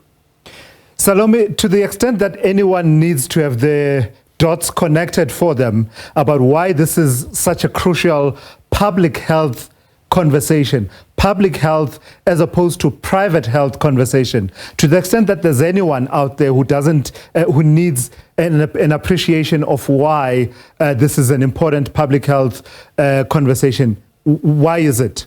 Why do we need to frame it along those terms, that what we are claiming, what is being claimed here, are rights, but also they relate to those rights yielding responsibilities on the part of the state for public health service delivery?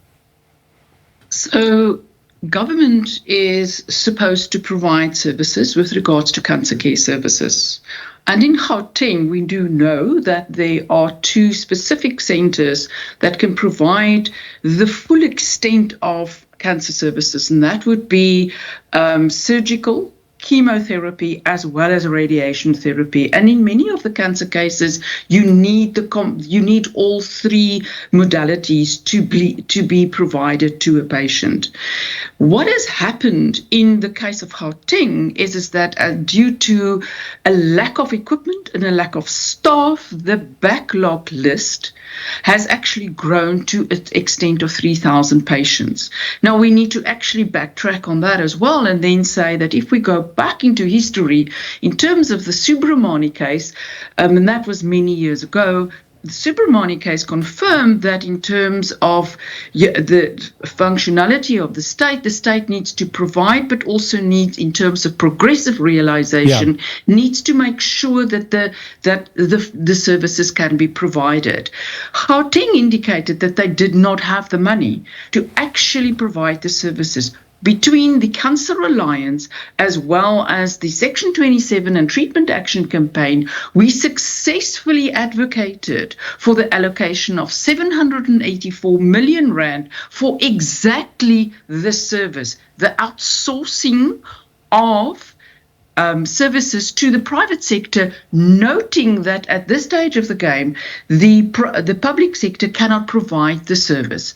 Now I'm actually going to go in terms of the statement of the Gauteng Health Department to again provide this misinformation that we are aggrieved about the fact that our preferred service provider, I'm sorry, Cancer Alliance or Section 27 doesn't provide services, radiation oncology services. So we do not have a preferred service provider.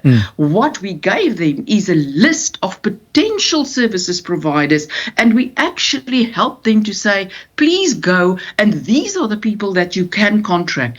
Even with the money that was provided by Treasury, and that is Gauteng Treasury, as well as with the assistance of who service providers could be. They couldn't even manage to provide that service, and they actually returned 250 million rand to Treasury unspent. Now, if that is not shameful, then I don't know what to say. And that is why there is a ruling that this is unlawful and unconstitutional. Yeah, and that return of that 250 million rand to National Treasury is also noted in the judgment itself. What do you believe is really going on here? There is a problem. Everyone agrees there is a problem in that you now have this backlog that keeps growing of cancer patients. The state has not been able to provide it for quite some time in the public service. There's now a sort of understanding that perhaps we need to outsource, but there's just no getting to a point where that outsourcing modality is implemented. What's really going on here, Salome? So what we do know is that there is an outsourcing service level agreement with the private sector, and that has been successfully implemented. But that only started, let me say that to you, in January of this year. So what we do not know is now the government financial year ends at the end of March, April, and therefore we do not know how many patients were actually treated in that short period. And then, importantly, did the Gauteng Department of Health actually ask for a rollover of the funds it did not use, and how much of that have they actually used? And then thirdly, we need to understand what are they going to do with the funding that was allocated for this budget year. That is also unclear. But there's something else that is in the background, and that's sort of like the elephant in the room. There are 3 machines, Linac machines, that have been bought in 2021 that are in storage. Those machines cannot be installed because we are awaiting the construction of the bunkers at Chris Hani and at George Makuri. Those bunkers are only going to be completed hopefully by the end of 2025, which means that only in 2026 can those machines be commissioned. Sure. Before they can be commissioned, an additional minimum 10 million rand has to be spent to actually ensure that the machines are in working condition. Yeah. So that's one thing. Then the next thing is, where are we going to get the actual human resources to actually do the service? At the moment, government have to find additional money for human resources. Where are they going to find human resources for that service? Has that been budgeted for? No, it hasn't. So that in itself is another and I want to say, elephant in the room that actually nobody even talks about. Yeah. What is further a concern is that at Charlotte Maxeke, there are 2 cobalt bunkers, the old cobalt bunkers, which are now empty. And the Linux that need to go into those bunkers have not yet been bought.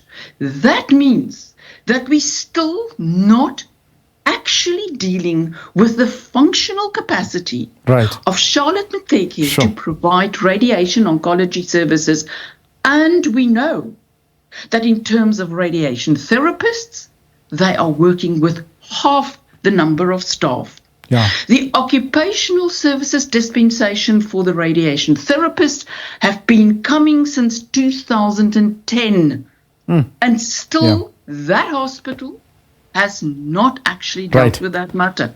So what are we what more do we have to do to actually get the Gauteng Health Department to actually look at integrated cancer care services and solving the problem that it must solve and stop providing misinformation to the public? Yeah. Lydia, let me give you the last word then. In light of everything we've discussed, how do you feel about the fact that the Department of Health intends to appeal the judgment that came through? When I first heard about the appeal, I was a bit concerned, but now I don't believe that they're gonna, it's gonna come to something, the appeal. Okay. I believe we've won this case, and that's how it's going to be.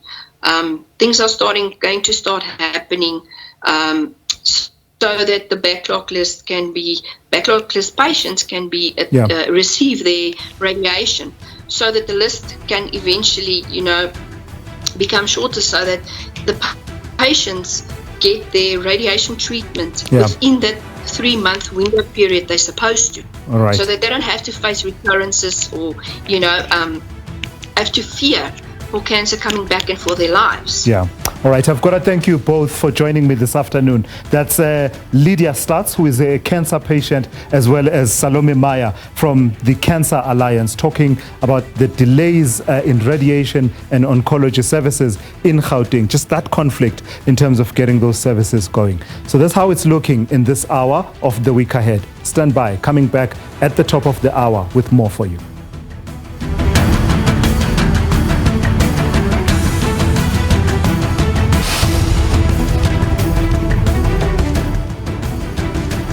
Just after 2 p.m. on this Sunday, the 13th of April, 2025. You're watching SABC News. We're coming to you live from Auckland Park here in Johannesburg. This is The Week Ahead here on SABC News. News developments hit you at breakneck speed almost every day. That's why we're here, to help geolocate you in relation to where the story is right now and where it will go next. So, what are we waiting for? Let's get on with it.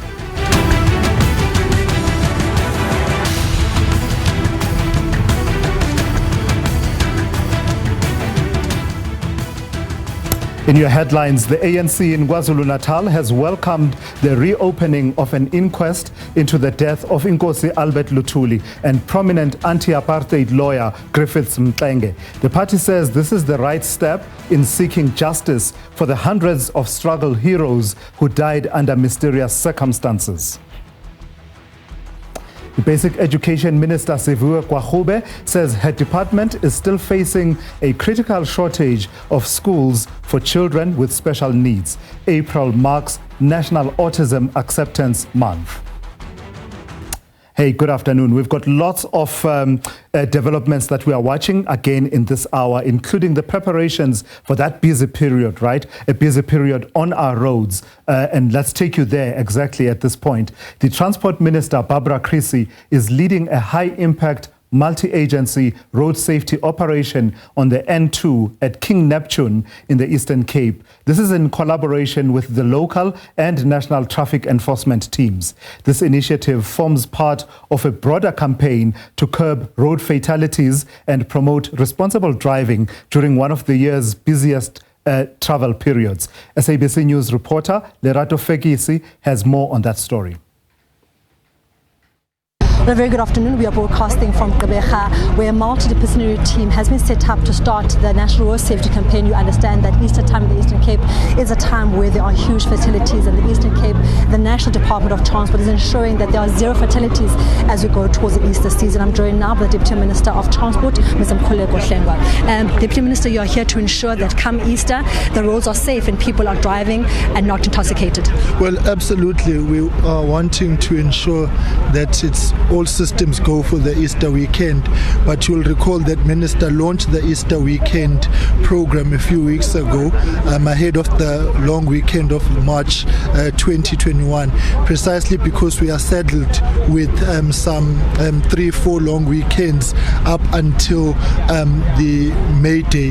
Therefore, this is an intensified campaign which builds on the work we did over the festive season and working with provinces, regular MinMex, and this is precisely why we're on the same page with the MEC, who is actually here, because we've been running a joint operation, the pooling and sharing of resources. However, that's one side of the equation. The other side is actually now the driver and the road user. So our message remains consistent. Don't drink and drive, don't drink and walk. 41% of our fatalities on the roads is pedestrians. Let us ensure that you rest every 2 hours, every 200 kilometers. It is ensuring roadworthiness of your vehicle before you put it on the road. Timeous planning for your trip so that you do not rush on the roads. And we are calling for cooperation between road users and drivers and law enforcement officers on the roads who are doing their job to make sure that we are all safe. I think all of us must come to the realization that driver behavior is what makes or breaks the deal we are trying to make. It's what saves lives. So it's about doing the right things, and ours is really a clarion call to South Africans and all road users. Please, please, please, and please do the right things on the road. Deputy Minister, what are the 3 things that you've cited as reasons behind the large fatalities on the road, especially towards the Easter season? Well, alcohol usage, drinking and driving. We've also noticed a peak between the hours of 7 p.m. at night and 1 a.m. in the morning. So it's attributed, of course, to driver fatigue. It's attributed to partying, amongst others, and then getting onto the roads. And so, of course, because it's dark, our road users who are walking, pedestrians in areas where they're not supposed to be walking, interrupt the fair flow of traffic. And so that is why then we are consistently saying, don't drink and drive, don't drink and walk, ensure the roadworthiness of a vehicle. But above and beyond, there's also the other things which are a contributing factor, such as the usage of cell phones behind the steering wheel, particularly for content creation, which is behavior which is being done by both the drivers and the passenger driver, who interrupts the driver wanting to take pictures, a vacation, and all sorts of other things. It must be cute, yes, fine, but that 5 seconds interruption behind the steering wheel because of a use of a cell phone impacts negatively on your response time to the ecosystem. And so the usage of cell phones is in itself very, very problematic. Deputy Minister, we've also seen a number of high accidents in the Eastern Cape outside of the festive season. Are we going to see similar campaigns happening outside of the festive season to ensure that Eastern Cape isn't ranking high, as we've seen recently now with accidents on the road? Well, as I've said, there's regular communication and contact. Our program is consistent throughout the year. You may have heard earlier on I cracked a joke with the MEC, and it was good to see him because we have been consistently in the province. He is running operations, we are running operations which seek to support the efforts that he's doing here in the province. So ours is a collaborative effort. That is why as national we deployed the National Traffic Police to beef up the work, and it's all about the pooling and sharing of resources. We've got 22,000 traffic law enforcement officers in the country. We need to make sure that we work together, and the Metro being here is also testament of the fact that ultimately the goal is one, and ours is to achieve road safety. So this is going to be a consistent program because people are driving every day. Above and beyond, we've got 200 school days in a year, which means we've got heightened traffic because of education, ecosystem, transportation in the morning and in the afternoon. And so it requires us generally to continuously collaborate within the transport sector, but also with other sister departments who contribute to high road usage. And in conclusion, of course, the work that Minister is leading of ensuring that we get our rail right as part of the NLCC, National Logistics Crisis Committee work as well, is to ensure that the road to rail actually happens in order for us to decongest our roads. And Eastern Cape is firmly within that particular purview, noting the amount of trucks that you see on our roads. And so once we achieve that as well, we'll be easing the burden that the province has to actually face because of road use. Thank you so much. Thank you.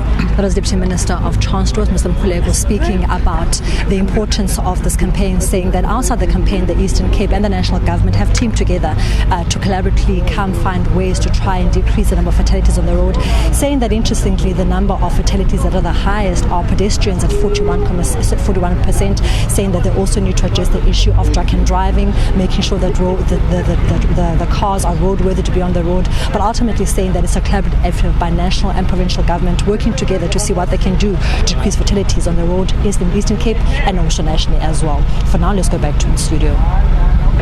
Dirato, thank you for that. Let's stay with the theme. As we head into the Easter holidays, the country is bracing for an influx of tourists. But with road safety and security top priorities, what preparations are in place? Here's Sandile Hlangani with that report. As the Easter holiday approach, South Africa is preparing for an influx of local and international tourists looking to explore its vibrant culture, scenic landscapes, and iconic wildlife. But with the rise in road traffic and border crossings, safety and security are top priorities. We have identified several key enablers, inclusive of using and improving our technology, strengthening our crime intelligence, capacitating and upskilling our detective services, improving and expanding our forensic services, and improving the general environment under which police officers work. All BMA senior and executive managers will be deployed to critical ports between the 15th and the 24th of April 2025. This includes, in particular, Limbombo Port of Entry to Mozambique, Beitbridge Port of Entry into Zimbabwe and into the continent, Groblersdal Bridge Port of Entry into Botswana, Kofontein into Botswana, OR Tambo International Airport, Cape Town International Airport, Oshuk Port of Entry into Eswatini, Fixbeck, as well as Maseru Bridge Port of Entry to Lesotho. The 2024 State of Road Safety Report revealed a worrying trend. With this year's Easter coinciding closely with Freedom Day and Workers' Day, many travelers are expected to extend their holidays, putting even more pressure on the road networks. Road safety is critical as thousands takes to the highways. The N3 highway, which links Johannesburg to Durban and passes through KwaZulu-Natal, is undergoing major upgrades. Some sections are being upgraded from 2 to 5 lanes to accommodate increased traffic, especially as holidaymakers head to the coast. From the lush wilderness of Hluhluwe to the tranquil water safaris in Isimangaliso Wetland Park in St. Lucia, it's all systems go. So much activities that you can experience here from, as I said, like a water destination, where you can go on our lakes, on a boat cruise. You can go to the beach itself. Just enjoying your day there with your family and friends. And we've got Mike's Pass, which is an incredible 4x4 adventure route that we've relaunched for our 4x4 enthusiasts. As you know that most 4x4 owners don't want to keep them in the suburbs. They want to go out there in Pundupesh while bonding with nature. So the significance of Didima is that, as you can see, the structure is inspired by the San Rock art. Another challenge is the sheer volume of trucks on the entry, up to 7,000 daily, due to ongoing issues with the rail system. This makes driving conditions even more demanding, and authorities are urging motorists to remain vigilant. As South Africa rolls out the welcome mat this Easter season, travelers are encouraged to plan ahead, drive safely, and enjoy the diverse beauty the country has to offer.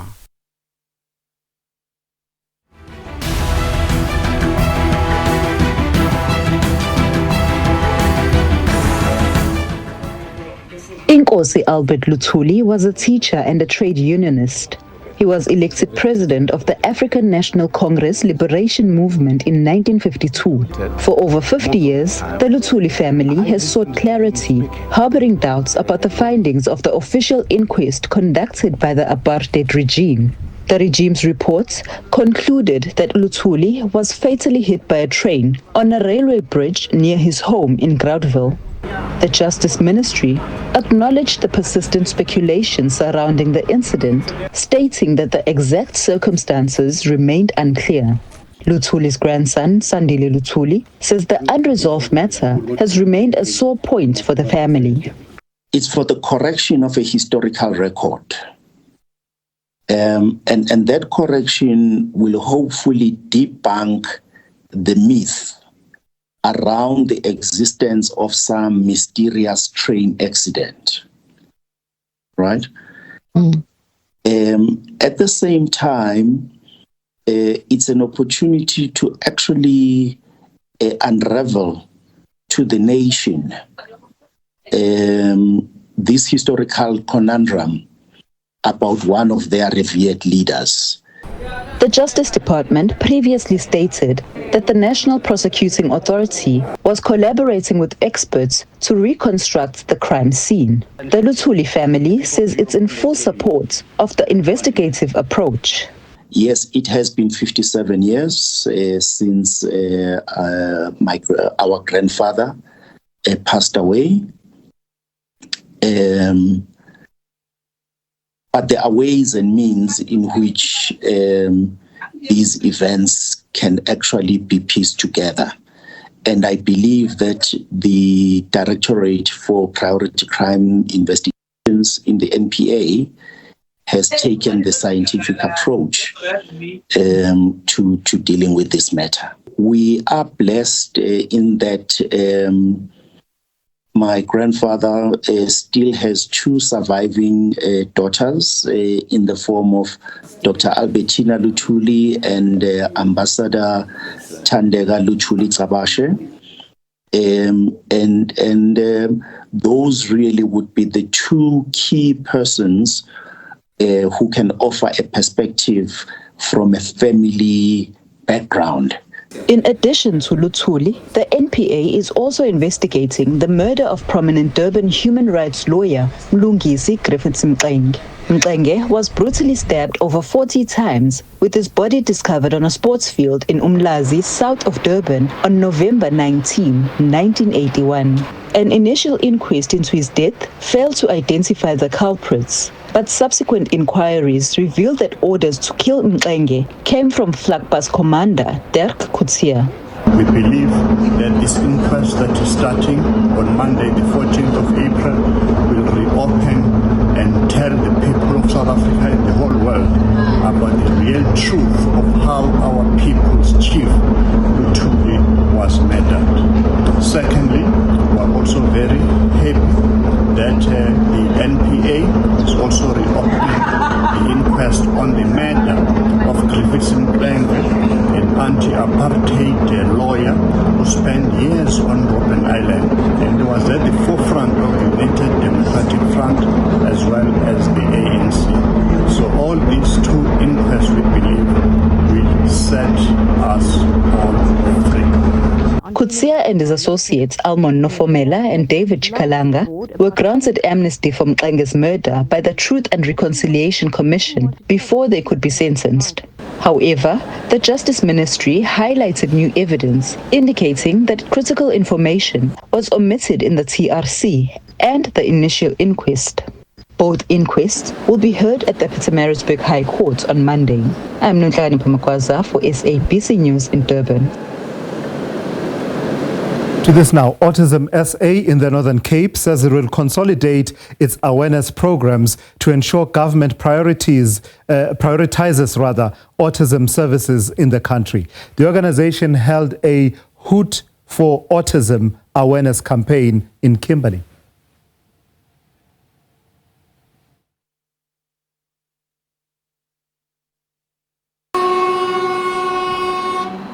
Autism Awareness Month is sanctioned by the United Nations.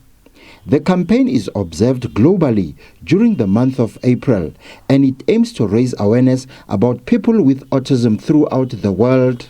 There are people who don't understand their children, and some people need to know about autism. I would like more people to come and support us. Autism is a neurodevelopmental condition that affects how a person's brain develops and functions. The organizers of the Hood for Autism have used the program to highlight challenges faced by people with autism. There is about 45 children, autistic children, who did not start school this year because there's simply no schools available for them. The schools that are here, they are full. And then the other challenge that we have is teachers training.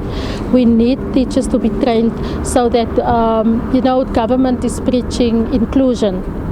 And for this child to be included in the school, the teacher needs to be trained. And not just trained, also equipped. Participants are calling for a concerted effort between government and the community.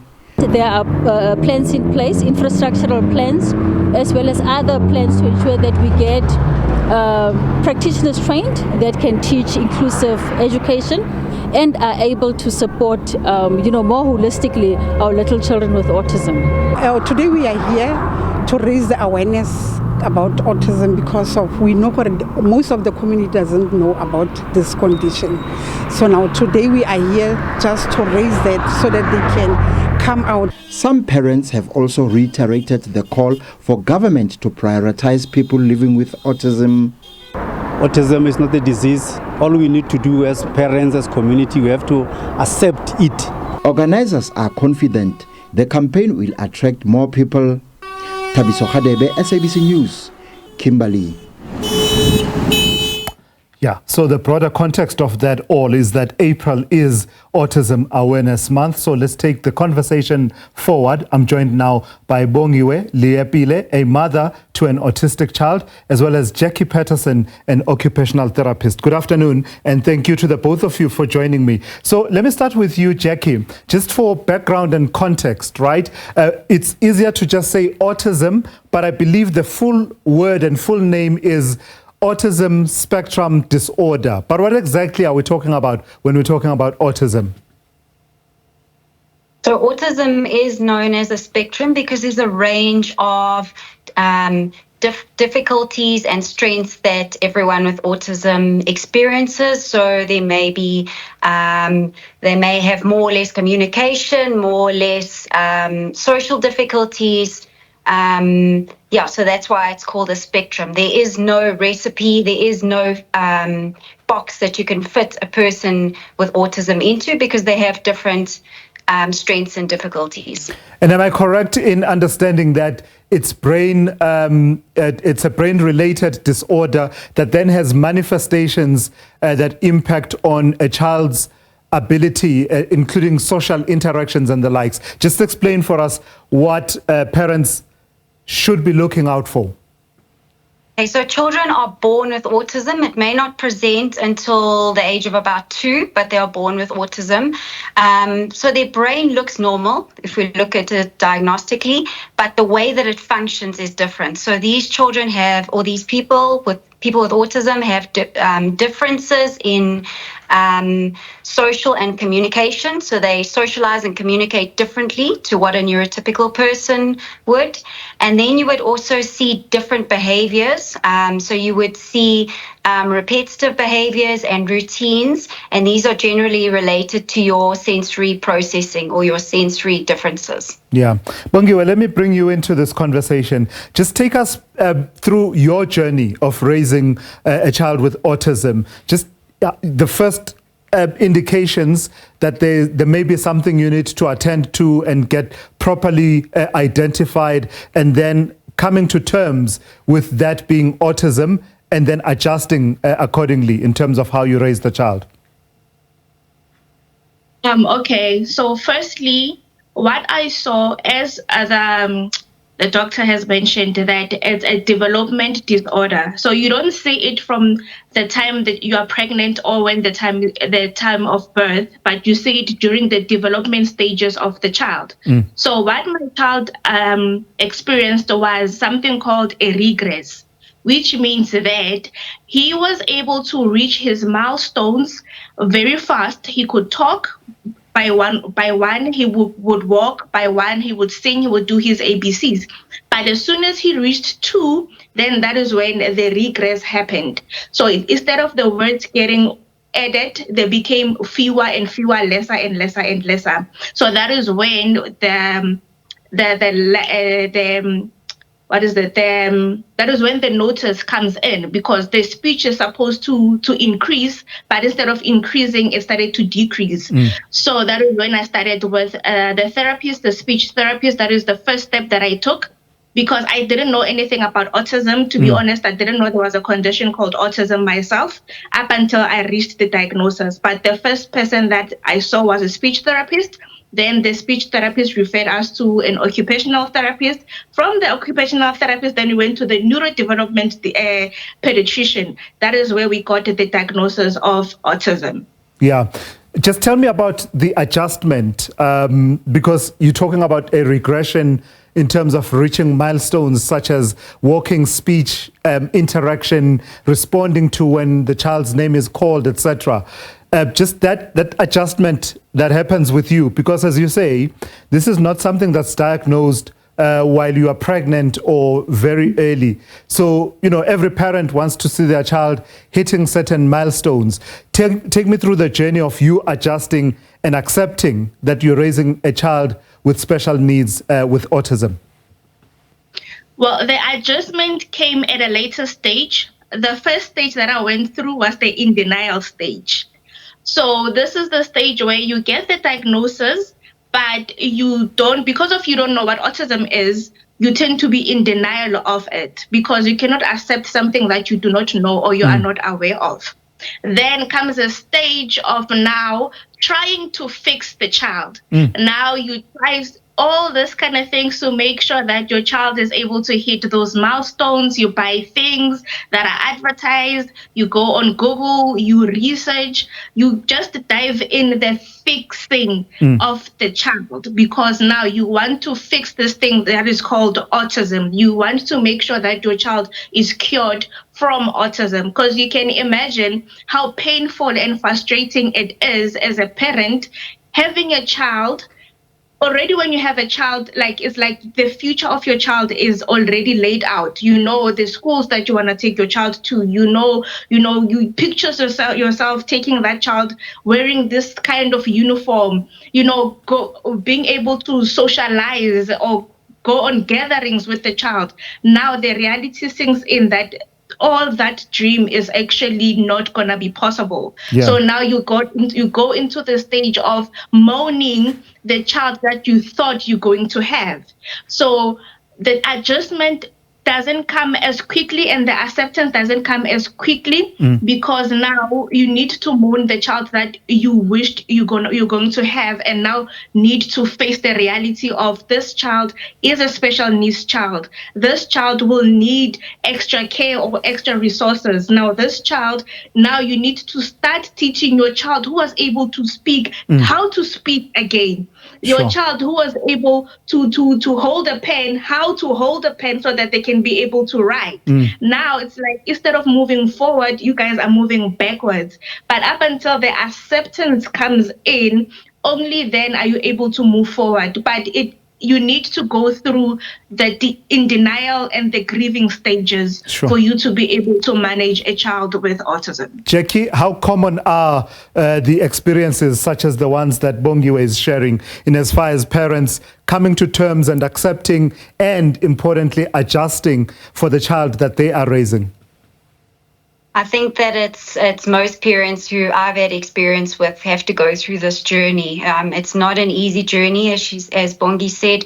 It's going through all those stages, the stages of grief, that the child that you imagined in your womb, or as they become an infant, as they grow up, they are not going to be the child that you imagined. You have to, along the journey, go through that process of where am I now? Where's my child now? What can I do? And I think there are different, as the parent goes through the journey, they go through different stages again. Yeah. And Jackie, let me stick with you for a moment. Are we able to pinpoint any specific causes or predispositions that predispose a child, a person to being autistic? No, so there's we know that there's a genetic link and that there's an environmental link. We don't know what the exact cause is. They have identified various genes, but this is not specific to every child. So we don't know the cause. We know that vaccines are not the cause of autism. That has been proven over and over again. So please, parents out there, do vaccinate your children. It's very important. There is no link between vaccines and autism. Yeah, so I know that there's a lot of research being done on this at the moment, but no genetic factors pinpointed at this point. There is a link between somewhere in the family. There may be a relative who was a slow talker. They'd struggled at school, but this is not for every family. Yeah, and then tell me about, we're talking about the adjustments in terms of the parents and how they raise the child. But does it come with medical costs that perhaps will persist over a period of, I don't know, a lifetime for those parents and that family? It's extremely expensive, and there is a financial burden to families who have children with autism because they need therapists, they need doctors to support them in the journey.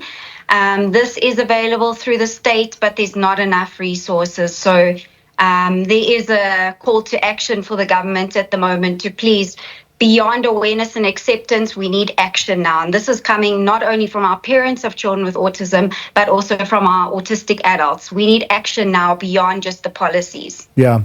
Bongiwe, share with me your experiences of that aspect, the financial burden that comes with it, but also now, I don't know how old your child is at this point, the conversations about the availability of support structures, some of which should rightly be provided by the state, but in many instances, they're just not adequate. Special needs, education, and the likes. Okay, so my son is 6 now. In terms of the financial strains, research has shown that raising a child with autism is actually like raising 6 kids who are neurotypical. So you can imagine whatever cost that a neurotypical child goes through, you times it by 6, that is for one child with autism. So the financial strains is a lot because they need a therapy, and an autistic child doesn't need just one therapist. They need 2 therapists going up. So you have your speech therapist that they need to attend. You have your occupational therapist. You can add in your ABA therapist, your spelling to communicate therapist. There is a lot. It depends on the severity of the autism and the support that an autistic child needs. But it needs to be 2 therapists going up, and of which they all don't charge less than 500 rands. It's 500 rands going up, and it needs to be a consistent therapy session so that the progress can actually be shown. And when you go to a public route, as our professional has said, there is a lack of therapists in the public sector. Yeah. You'll find that you book now, as it's April, you'll only be seen after 3 months. And after that 3 months, when you get seen again, another 3 months prolonged, it's another therapist. It's not, or you're not going back to the same therapist. So you'll be starting and doing the same thing over and over and over. So there wouldn't be any progress, and of which they need constant therapy. Consistency is very important when raising a child with autism, because that is how they develop. That is how they are able to reach the milestones that they're delayed in. Now you'll find that in terms of the educational system, of which also is a big failure, which we are pleading with the government again, that we need special needs schools, not only special needs, but specifically for kids with autism. Because what I've noticed is that they tend to be put in special needs schools, which combines all the disabilities, of which it ends up affecting the child with autism for them to regress. Yeah. Because they usually learn by seeing. They are copy seers. So they don't usually learn by what they hear, but they learn by what they see. So whatever that they would see from other kids, they will take on. So which will actually regress a child. Instead of the child moving forward, the child will actually go back. So, and in the private schools, there's no private school that is less than 7,000 rand per month. And that's a private school with no therapist inside. So you need to pay for that, the 7,000 per month. You still need to pay for therapist. If you get a school with therapist inside, there's no school which is less than 10,000 rands per month. Wow. Bongiwa, I imagine, and from friends who have children with autism, they talk about also it being something of a special journey. There are moments, I imagine, and maybe you can share some of those with us, that are quite special, that you would not have if you didn't have a child with autism. Share those with us, the milestones that have really warmed you, but at the same time have challenged you as a person, as a parent, your empathy, your understanding, and just adapting your own mindset for the special child that you're raising? What I can say is, after the journey of trying to fix my child, after accepting that my child has this condition called autism, and which is he's gonna have it for the rest of his life, the acceptance is what actually changed my mindset. So now how I saw things and how I started to implement things on him totally changed. So he has taught me a lot of things. He is actually non-speaking autistic 6-year-old, which means that he cannot use his words to communicate. So he has taught me that to pay attention to little things. We tend to pay attention to things that are actually outspoken. But with him, you need to pay attention to little things. That is how he communicates. That is how he shows affection. Now I understand that there is more to life than just using words. And how he sees the world amazes me every single time. Because how he sees the world is not how we see it, how he takes it, how he listens, how he breathes. Just a simple breather is not how we breathe. So his sensitivity is high to the point where he shocks me sometimes. He has a little sister of which they get along so much. He even understands the little sister's communication, which is 2. She cannot speak because she's still a baby, but he understands the communication. He's the one that's gonna come and tell me, because I understand how he communicates, what the little sister actually wants. And if the little sister doesn't do anything, I actually call him a deputy parent. I call him to call the sister into order.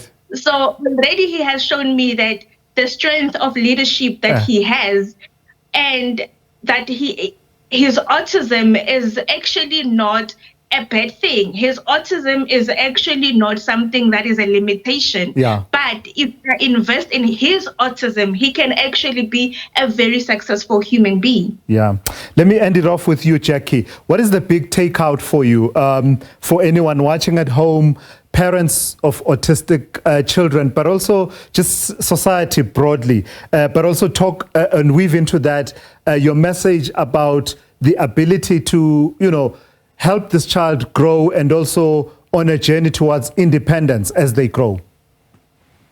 I think a take home is to presume competence. Just because someone can't speak doesn't mean that they can't contribute to the world, that they're not intelligent, that they don't have thoughts and feelings.